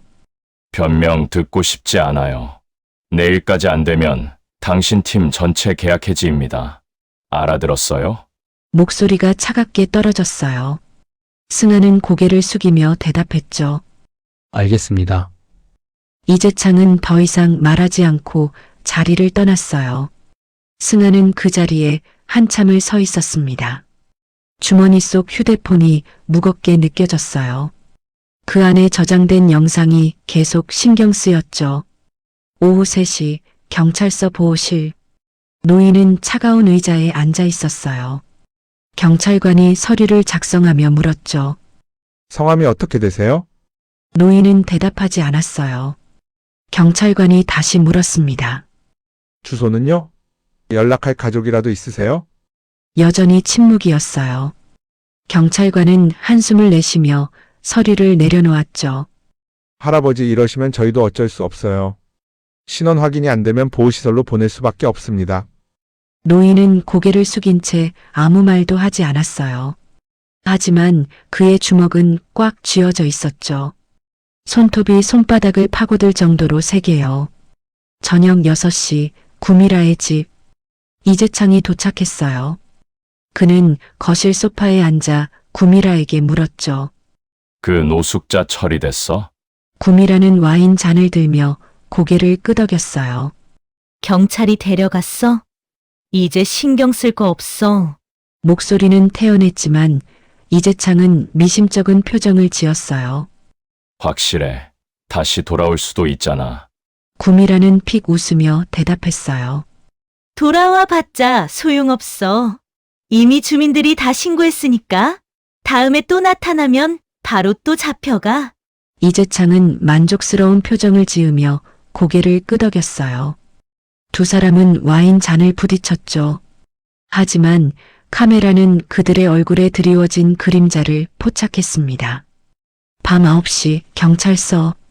노인은 여전히 보호실에 있었어요. 담요 하나만 덮은 채 차가운 벤치에 누워 있었죠. 그의 눈은 감겨 있었지만 잠들지 않았습니다. 주머니 속에서 종이 한 장이 만져졌어요. 노인은 천천히 그것을 꺼내 펼쳐봤죠. 희미한 불빛 아래서 종이에 적힌 글자가 보였습니다. 하지만 카메라는 여전히 그 내용을 보여주지 않았어요. 노인의 눈에서 눈물 한 방울이 흘러내렸어요. 그는 종이를 다시 접어 가슴에 꽉 안았죠. 무언가를 향한 간절함, 무언가를 지키려는 절박함이 그의 온몸에서 느껴졌습니다. 새벽 4시 경찰서 보호실. 노인은 차가운 벤치에서 몸을 떨고 있었어요. 밤새 잠을 이루지 못했죠. 가슴에 품은 종이가 땀에 젖어 구겨져 있었습니다. 그는 천천히 종이를 꺼내 펼쳐봤어요. 희미한 불빛 아래 글자들이 흐릿하게 보였어요. 노인의 손이 떨렸죠. 종이 한쪽 모서리가 찢어져 있었습니다. 그는 조심스럽게 찢어진 부분을 만지작거렸어요. 얼마나 오래 간직해온 걸까요? 얼마나 많이 펼쳐보고 접었을까요? 오전 8시 경찰관이 들어왔어요. 서류를 들고 있었죠. 할아버지, 신원 확인이 안 돼서 오전에 보호 조치 들어갈 겁니다. 잠시만 기다리세요. 경찰관이 자리를 떠났어요. 복도가 잠시 조용해졌죠. 노인은 화장실 간다는 핑계로 천천히 일어섰습니다. 경찰관들이 교대 시간에 정신없는 틈을 타 조용히 경찰서를 빠져나왔어요. 아무도 눈치채지 못했어요. 노인은 비틀거리며 골목으로 사라졌죠. 다리에 힘이 없었지만 그는 멈추지 않았습니다. 구미라의 집으로 가야 했어요. 아직 확인하지 못한 것이 남아 있었으니까요. 오전 10시 노인은 주택가 골목 입구에 도착했어요. 숨을 헐떡이며 벽에 기댔죠. 그런데 이상했어요. 검은색 승용차 2대가 구미라의 집 앞에 멈춰 있었습니다. 차에서 4명의 남자가 내렸어요. 정장을 입고 있었지만 분위기가 심상치 않았죠. 그들은 주변을 살피며 무언가 이야기를 나눴습니다. 노인은 담벼락 뒤로 몸을 숨겼어요. 한 남자가 휴대폰으로 통화하고 있었어요. 형님 아직 안 나타났습니다. 계속 대기하고 있겠습니다. 목소리는 낮고 차갑했어요. 노인은 그들이 자신을 기다리고 있다는 걸 직감했죠. 누가 보낸 걸까요? 구미라일까요? 이재창일까요? 노인은 조심스럽게 뒤로 물러서려 했어요. 하지만 발이 깡통을 건드렸죠. 딸그랑 소리가 골목에 울려 퍼졌습니다. 남자들이 일제히 고개를 돌렸어요. 그들의 시선이 노인을 향했죠. 저기 있어. 한 남자가 소리치며 달려왔어요. 노인은 황급히 돌아서 뛰기 시작했죠. 다리가 후들거렸지만 공포가 그를 앞으로 밀어붙였습니다. 잡아! 놓치지 마! 고함 소리가 뒤에서 들려왔어요. 발자국 소리가 점점 가까워지고 있었죠. 노인은 골목을 빠져나가 큰 도로로 향했습니다. 숨이 턱까지 차올랐어요. 한 남자가 노인의 어깨를 잡았어요. 노인은 뒤돌아서며 있는 힘껏 남자를 밀쳤죠. 남자가 비틀거렸습니다. 하지만 곧 다른 남자들이 따라붙었어요. 이 할아범이 제법인데! 남자 하나가 비웃으며 노인의 팔을 비틀었어요. 노인은 아픔을 참으며 발버둥 쳤죠. 주머니에서 종이가 떨어졌습니다. 노인의 눈이 커졌어요. 그거 놔! 노인이 처음으로 목소리를 냈어요. 거칠고 떨리는 목소리였죠. 남자들이 놀란 표정을 지었습니다. 그 틈을 타 노인은 남자의 팔을 뿌리치고 종이를 집어들었어요. 이 할아범이 진짜! 남자 하나가 노인의 옆구리를 거칠게 밀쳤어요. 노인이 비틀거리며 넘어졌죠. 머리가 전봇대에 부딪혔습니다. 따끔한 통증이 퍼졌어요. 노인은 일어서려 했지만 몸이 말을 듣지 않았어요. 시야가 흐려졌죠. 그래도 종이만큼은 꽉 쥐고 있었습니다. 형님한테 전화해. 할아범 잡았다고. 한 남자가 휴대폰을 꺼냈어요. 그 순간 멀리서 사이렌 소리가 들렸죠. 순찰차였습니다. 야! 경찰이야! 일단 빠져! 남자들이 황급히 차에 올라탔어요. 차가 굉음을 내며 골목을 빠져나갔죠. 노인은 땅바닥에 쓰러진 채 그 소리를 들었습니다. 순찰차가 다가왔지만 골목 안쪽에 쓰러진 노인을 발견하지 못했어요. 차는 그냥 지나쳐갔죠. 노인은 천천히 몸을 일으켰습니다. 머리에서 피가 흘러내리고 있었어요. 그는 비틀거리며 걸었어요. 어디로 가야 할지 몰랐죠. 다시 구미라의 집으로?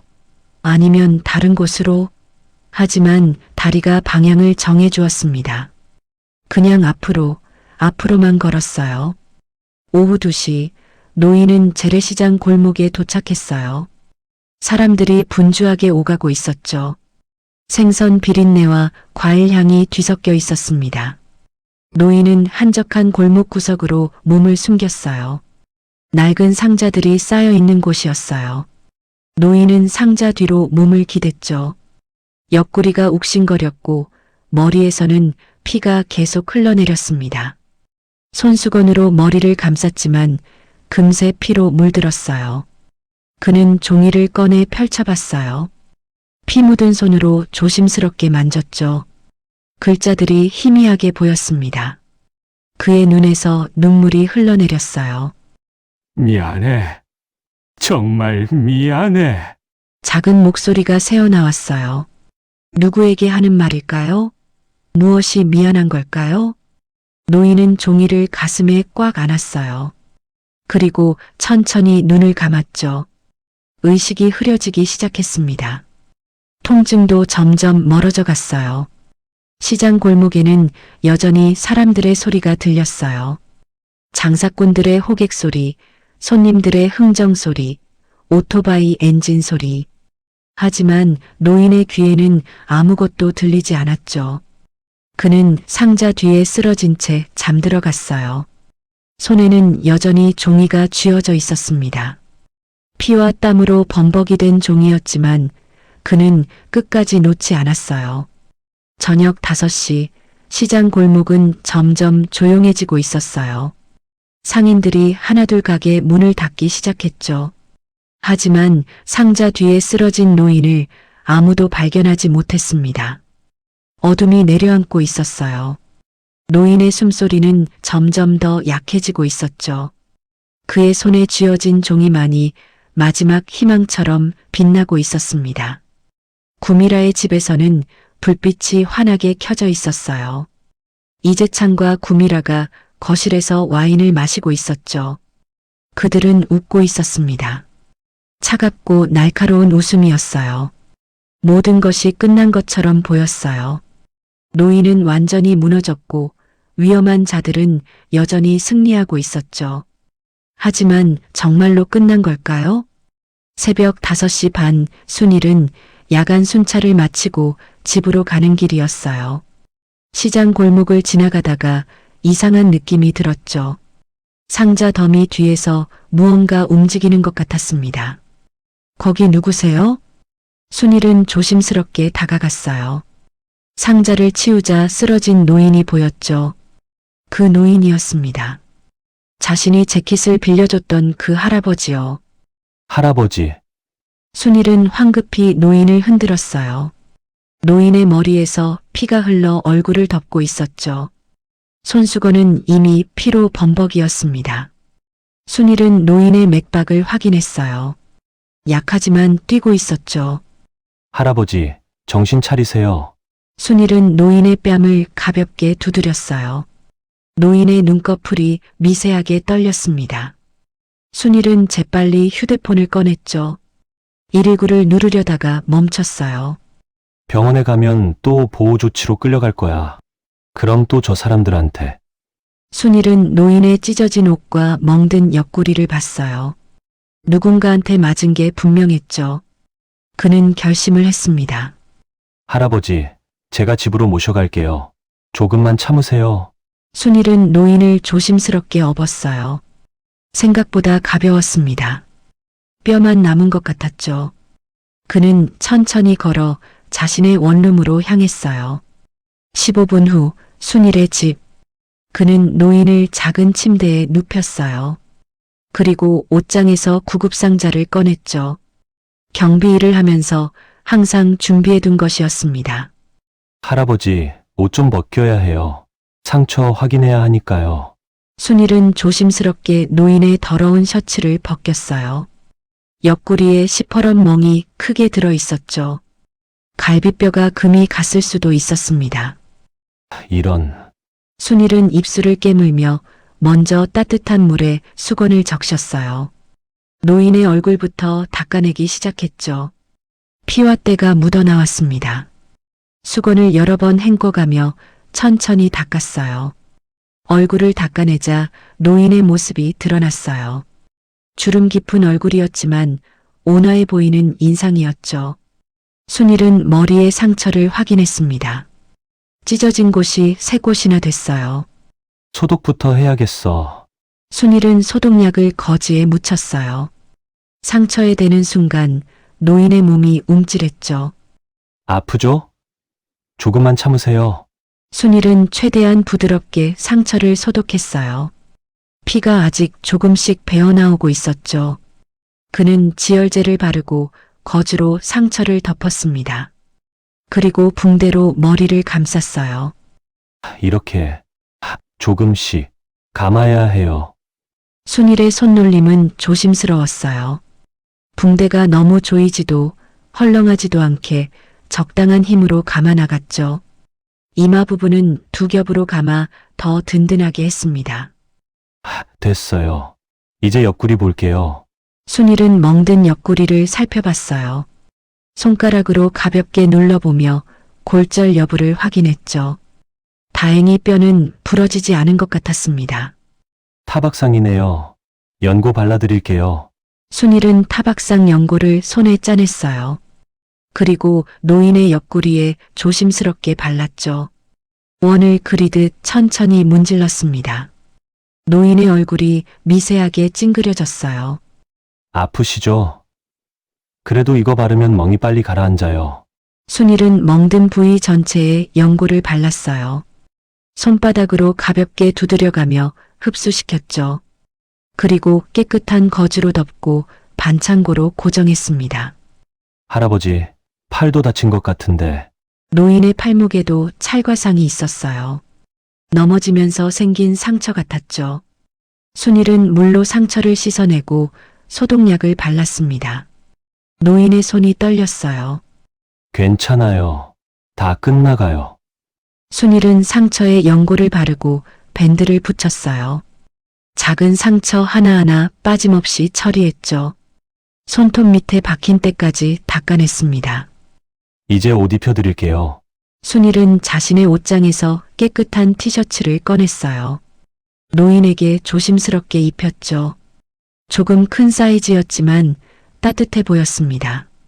담요도 덮어드려야죠. 순일은 두꺼운 담요를 노인 위에 덮어줬어요. 노인의 얼굴이 조금 편안해 보였죠. 순일은 침대 옆에 앉아 노인을 지켜봤습니다. 할아버지 왜 그러셨어요? 뭐가 그렇게 중요했어요? 순일은 조용히 물었어요. 대답은 없었죠. 노인은 여전히 의식이 없었습니다. 순일은 노인의 손을 잡았어요. 거칠고 주름진 손이었죠. 평생 고생한 흔적이 역력했습니다. 그는 그 손을 꽉 쥐었어요. 아무 말씀 안 하셔도 괜찮아요. 저는 할아버지가 나쁜 사람이 아니라는 걸 알아요. 그 눈빛으로는 거짓말 못해요. 순일의 목소리가 떨렸어요. 그는 노인의 옆에 앉아 밤새 지켰습니다. 1시간마다 상처를 확인하고 이마에 손을 대보며 열이 있는지 체크했죠. 새벽 7시 노인의 손가락이 미세하게 움직였어요. 순일은 얼굴을 가까이 대며 말했습니다. 할아버지, 깨어나세요. 이제 안전해요. 제가 지켜드릴게요. 노인의 눈꺼풀이 천천히 떨렸어요. 하지만 아직 눈을 뜨지는 못했죠. 순일은 노인의 손을 더 꽉 쥐었습니다. 창밖으로 아침 햇살이 비추기 시작했어요. 새로운 하루가 시작되고 있었죠. 하지만 이 작은 방 안에는 여전히 어둠이 남아 있었습니다. 진실은 아직 드러나지 않았고 노인은 여전히 의식을 잃은 채였으니까요. 순일은 노인을 지켜보며 다짐했어요. 이 할아버지를 지키겠다고, 무슨 일이 있어도 지키겠다고요. 저녁 7시 주택가 골목 입구. 노숙자 할아버지는 벽에 기대 가까스로 서 있었어요. 67살의 몸에 조폭들의 폭행은 너무 가혹했죠. 무릎에서 피가 흘러 바지를 적시고 있었습니다. 갈비뼈도 금이 간 것 같았어요. 그는 천천히 벽을 따라 걸었어요. 한 걸음 한 걸음이 고통이었죠. 하지만 멈출 수 없었습니다. 이재창의 비밀을 밝혀야 했으니까요. 그 남자에게는 숨겨진 여자가 있었어요. 정기적으로 만나는 여자, 어머니인 구미라도 모르는 관계였죠. 노숙자 할아버지는 그 여자를 찾아 미행했어요. 그리고 조폭들과 마주쳤습니다. 검은 정장을 입은 남자들이 골목을 막았죠. 누구야, 너? 날카로운 목소리가 날아왔어요. 노숙자 할아버지는 순간적으로 판단했습니다. 진실을 말하면 죽을 수도 있었어요. 노숙자예요. 저 그냥 노숙자예요. 그는 더러운 옷차림과 어눌한 말투로 연기했어요. 손을 비비며 애원했죠. 허리를 구부리고 눈을 피하고 온몸으로 비굴함을 표현했습니다. 평생 노숙자들을 도우며 살아온 그였지만 자신이 직접 노숙자 행세를 해야 할 줄은 몰랐어요. 조폭들은 의심스러운 눈빛으로 그를 살폈어요. 하지만 너무나 완벽한 노숙자의 모습이었죠. 냄새나는 옷, 구부정한 자세, 떨리는 목소리. 그들은 결국 믿는 듯 했습니다. 하지만 그냥 보내주지 않았어요. 이 지저분한 거지 새끼! 다시는 이 근처 얼씬거리지 마! 발길질이 날아왔어요. 배에, 다리에, 무릎에. 노숙자 할아버지는 비명도 지르지 못했죠. 노숙자처럼 움츠러들며 맞기만 했습니다. 무릎에 날아온 발길질이 특히 심했어요. 뼈가 부서지는 소리가 들렸죠. 노숙자 할아버지는 땅바닥에 쓰러졌습니다. 조폭들은 침을 뱉고 떠났어요. 그는 가까스로 일어났어요. 온몸이 비명을 질렀지만 멈출 수 없었습니다. 신발 한 짝이 벗겨진 채 비틀거리며 걸었죠. 구미라의 집이 있는 골목까지 가야 했어요. 15분을 걸어 겨우 도착했어요. 골목 입구에 낡은 벤치가 보였죠. 노숙자 할아버지는 그쪽으로 비틀거리며 걸어갔습니다. 벤치에 쓰러지듯 앉았어요. 무릎을 내려다봤어요. 바지가 찢어져 있었고 상처에서 피가 계속 흘러나왔죠. 양말도 찢어져 있었고 발바닥에서도 피가 배어 나왔습니다. 벗겨진 신발은 어디론가 사라져 있었어요. 후. 거친 숨을 몰아쉬었어요. 시야가 흐려지기 시작했죠. 의식이 날아갈 것 같았습니다. 그때였어요. 발걸음 소리가 들렸죠. 노숙자 할아버지는 고개를 들었습니다. 순일이 퇴근길에 이쪽으로 걸어오고 있었어요. 경비복을 입은 그의 모습이 저녁 어스름 속에서 희미하게 보였습니다. 순일은 벤치에 앉은 노숙자 할아버지를 발견하고 걸음을 멈췄어요. 그리고 천천히 다가왔죠. 무릎에서 흘러내리는 피를 봤습니다. 할아버지, 괜찮으세요? 순일의 목소리는 걱정으로 가득했어요. 노숙자 할아버지는 고개를 돌리려 했죠. 하지만 순일은 이미 그의 옆에 쪼그려 앉아 있었습니다. 가방을 내려놓으며 말했어요. 무릎 많이 다치셨네요. 잠깐만 기다리세요. 순일은 가방을 열었어요. 안에서 작은 구급 파우치를 꺼냈죠. 경비 일을 하면서 늘 가지고 다니는 거였습니다. 그는 물티슈를 꺼내 노숙자 할아버지의 무릎 주변을 조심스럽게 닦아냈어요. 노숙자 할아버지의 몸이 움찔했어요. 통증이 밀려왔죠. 순일은 더 부드럽게 닦기 시작했습니다. 죄송해요. 최대한 조심할게요. 그런데 소독은 해야 해요. 순일은 소독약을 거즈에 묻혔어요. 그리고 상처에 가볍게 눌렀죠.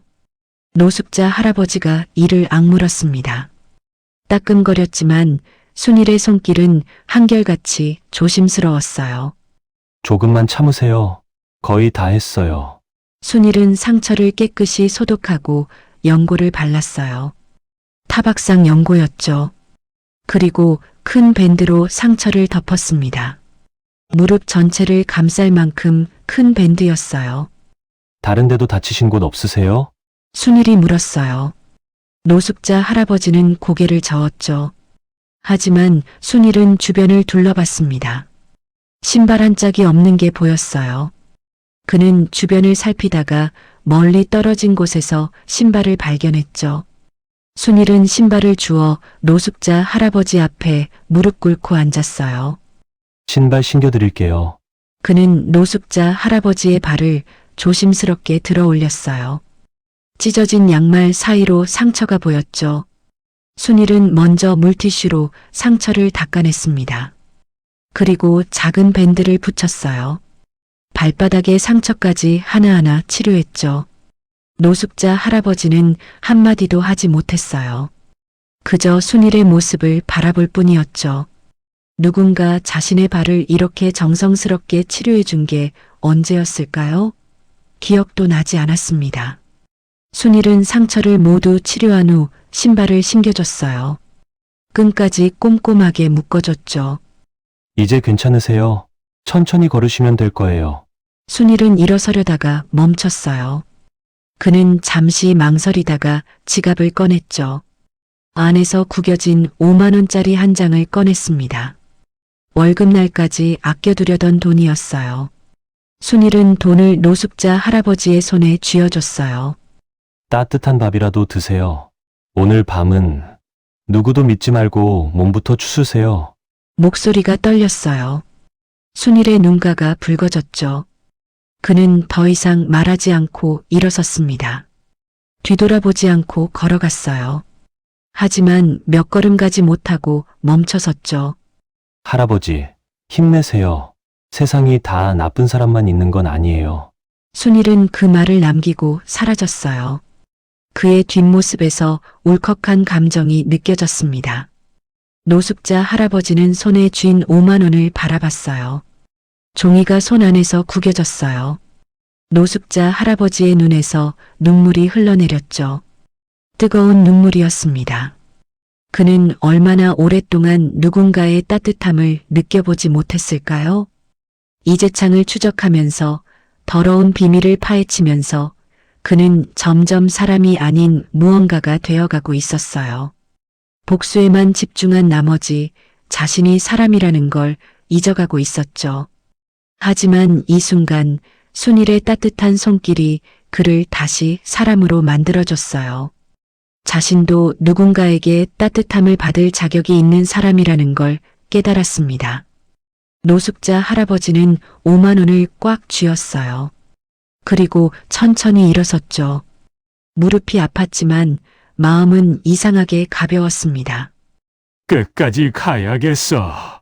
하지만 이번에는 다르게 인간다운 인간으로서 말이야. 노숙자 할아버지의 마음속에서 거대한 무언가가 부서졌어요.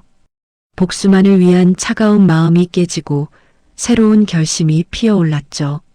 진실을 밝히되 인간다움을 잃지 않겠다는 결심이요. 그는 구미라의 집을 바라봤어요. 2층 창문에 불이 켜져 있었죠. 노숙자 할아버지는 천천히 그쪽을 향해 걸어갔습니다. 이번에는 다를 거예요. 혼자가 아니라는 걸 알았으니까요. 세상에는 순일 같은 사람도 있다는 걸 알았으니까요. 저녁 8시 노숙자 할아버지는 다시 자신의 자리로 돌아왔어요. 담요를 펼치고 앉았죠. 하지만 이번에는 절망이 아니라 희망을 품고 있었습니다. 손에 쥔 5만 원은 단순한 돈이 아니었어요. 그것은 한 사람의 진심이었고 온기였고 진정성이었습니다. 노숙자 할아버지는 그 돈을 주머니 깊숙이 넣었어요. 그리고 구미라의 집을 향해 눈을 떴죠. 조금만 더. 진실이 드러날 때까지. 노숙자 할아버지의 눈빛에 새로운 빛이 깃들었어요. 포기하지 않겠다는, 끝까지 싸우겠다는, 하지만 인간다움을 잃지 않겠다는 결연한 빛이었습니다. 사흘 후 저녁 7시 노숙자 할아버지는 이재창의 차를 멀리서 지켜보고 있었어요. 구미라의 집을 나선 이재창은 강남 방향으로 차를 몰았죠. 노숙자 할아버지는 택시를 잡아타고 뒤를 쫓았습니다. 저 검은 차 놓치지 말고 따라가 주세요. 노숙자 할아버지의 목소리는 낮았지만 단호했어요. 택시기사는 고개를 끄덕이며 차를 몰았죠. 30분을 달려 도착한 곳은 고급 아파트 단지였어요. 이재창이 차에서 내려 한동으로 들어갔죠. 노숙자 할아버지는 멀리서 그 모습을 지켜봤습니다. 10분 후 창문에 불이 켜졌어요. 15층이었죠. 커튼 사이로 여자의 그림자가 보였습니다. 이재창과 포옹하는 모습, 그리고 작은 아이를 안고 있는 모습도 보였어요. 저게 뭐지? 가족이 있었어? 노숙자 할아버지는 휴대폰을 꺼내 사진을 찍었어요. 그리고 다음 날 아침 흥신소를 찾아갔습니다. 이 사람 뒤를 밟아주세요. 모든 걸 알아야 해요. 내 딸을 지켜야 하니까. 노숙자 할아버지는 흥신소장에게 이재창의 사진을 건넸어요. 흥신소장은 고개를 끄덕이며 사진을 받았죠. 회장님, 확실하게 잡아드리겠습니다. 이틀 동안 흥신소는 이재창과 내연녀의 모든 것을 추적했어요. 그들이 만나는 장소, 통화 내용, 그리고 무엇보다 중요한 그들의 대화. 흥신소장은 이재창의 차량과 내연녀의 아파트에 자동 녹음 장치를 설치했죠. 녹음된 내용은 충격적이었어요. 정미정을 이용해 회사를 빼앗으려는 계획, 결혼 후 회사 지분을 장악할 방법, 모든 게 담겨 있었습니다. 오늘 오후 2시 서울중앙지방법원 3층 법정, 정승준 회장이 이재창과 내연녀를 상대로 제기한 사기 및 재산 탈취 시도 소송이 열렸어요. 법정은 사람들로 가득 찼어요. 언론사 기자들, 회사 직원들이 빼곡히 들어차 있었죠. 정미정도 방청석에 앉아 있었습니다. 그녀의 얼굴은 창백했어요. 이재창과 내연녀는 피고석에 앉아 있었어요. 이재창은 양복을 말끔하게 차려입었고 내연녀는 고급스러운 원피스를 입고 있었죠. 두 사람 모두 당당한 표정이었습니다. 옆에는 구미라도 앉아 있었어요. 재판장이 입장했어요. 모두가 일어섰다가 다시 앉았죠. 원고 측 주장을 들어보겠습니다. 정승준의 변호사가 일어섰어요. 재판장님, 원고 정승준 씨는 하늘에어 회장입니다.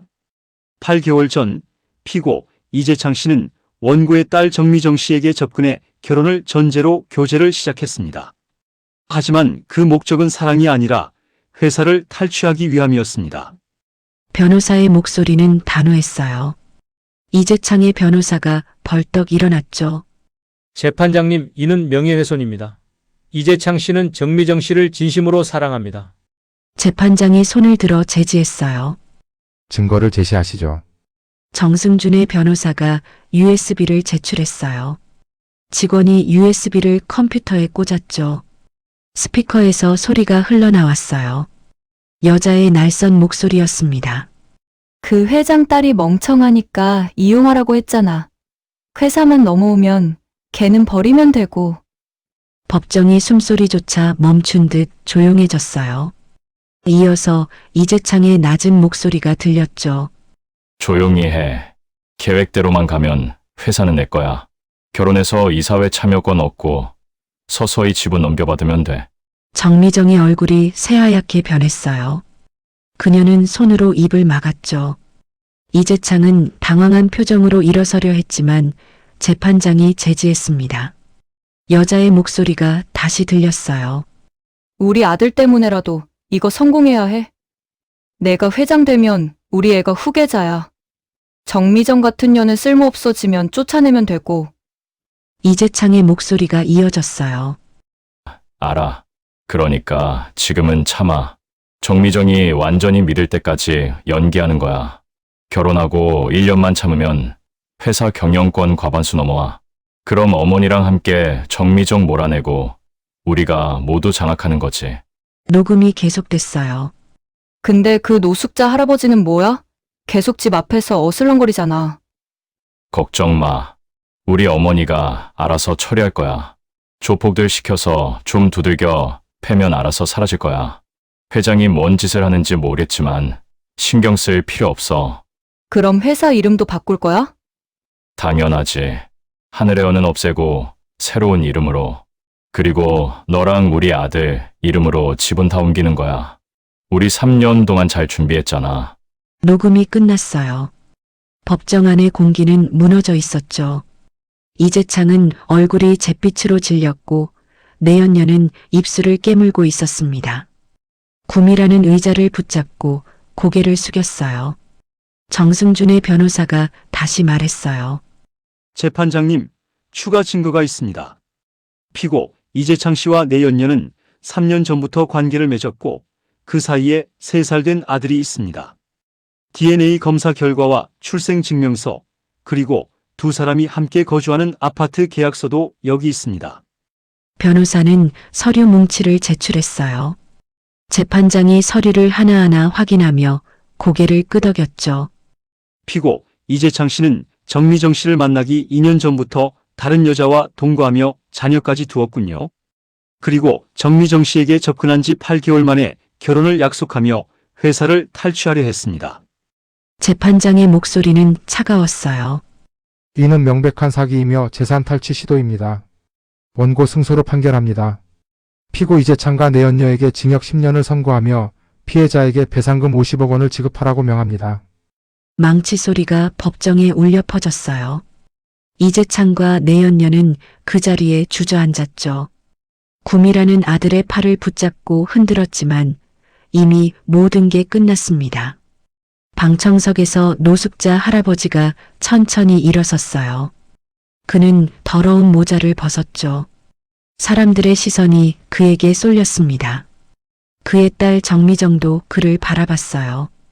그리고 눈이 커졌죠. 아버지, 노숙자 할아버지는 정승준이었어요. 그는 딸을 향해 걸어갔습니다. 미정아, 아빠가 너를 지키기 위해 이렇게 숨어서 목숨의 위협을 받았지만 조사했어. 정미정은 아버지의 품으로 달려갔어요. 두 사람은 한참 동안 서로를 껴안고 울었습니다. 아버지, 왜 이렇게까지? 감사합니다. 아버지, 난 너를 지켜야 했어. 내가 위험한 줄 알았으니까. 노숙자로 변신하여 딸을 지킨 정승준의 눈에서 눈물이 흘러내렸어요. 정미정도 울음을 터뜨렸죠. 순일이 조용히 다가와 정미정의 어깨를 가볍게 두드려 주었어요. 그는 아무 말도 하지 않았지만 그의 따뜻한 존재만으로도 위로가 됐습니다. 법정 밖으로 이재창과 내연녀가 경찰에 연행되어 나갔어요. 굼이라도 공범 혐의로 조사를 받게 됐죠. 거대한 음모는 완전히 무너졌습니다. 노숙자로 변신하여 모진 수모를 견딘 항공사 회장 정승준은 딸과 순이를 바라보며 미소 지었어요. 긴 싸움이 끝나가는 것이 보였고 이제는 진정한 치유의 시간이 되었죠. 법정을 나선 정미정은 더 이상 예전의 그녀가 아니었어요. 아버지를 되찾았고 진실을 알게 됐지만 마음속 깊은 곳에는 치유되지 않은 상처가 남아 있었죠. 배신의 기억이 그녀를 짓눌렀습니다. 석 달 동안 정미정은 집안에만 머물렀어요.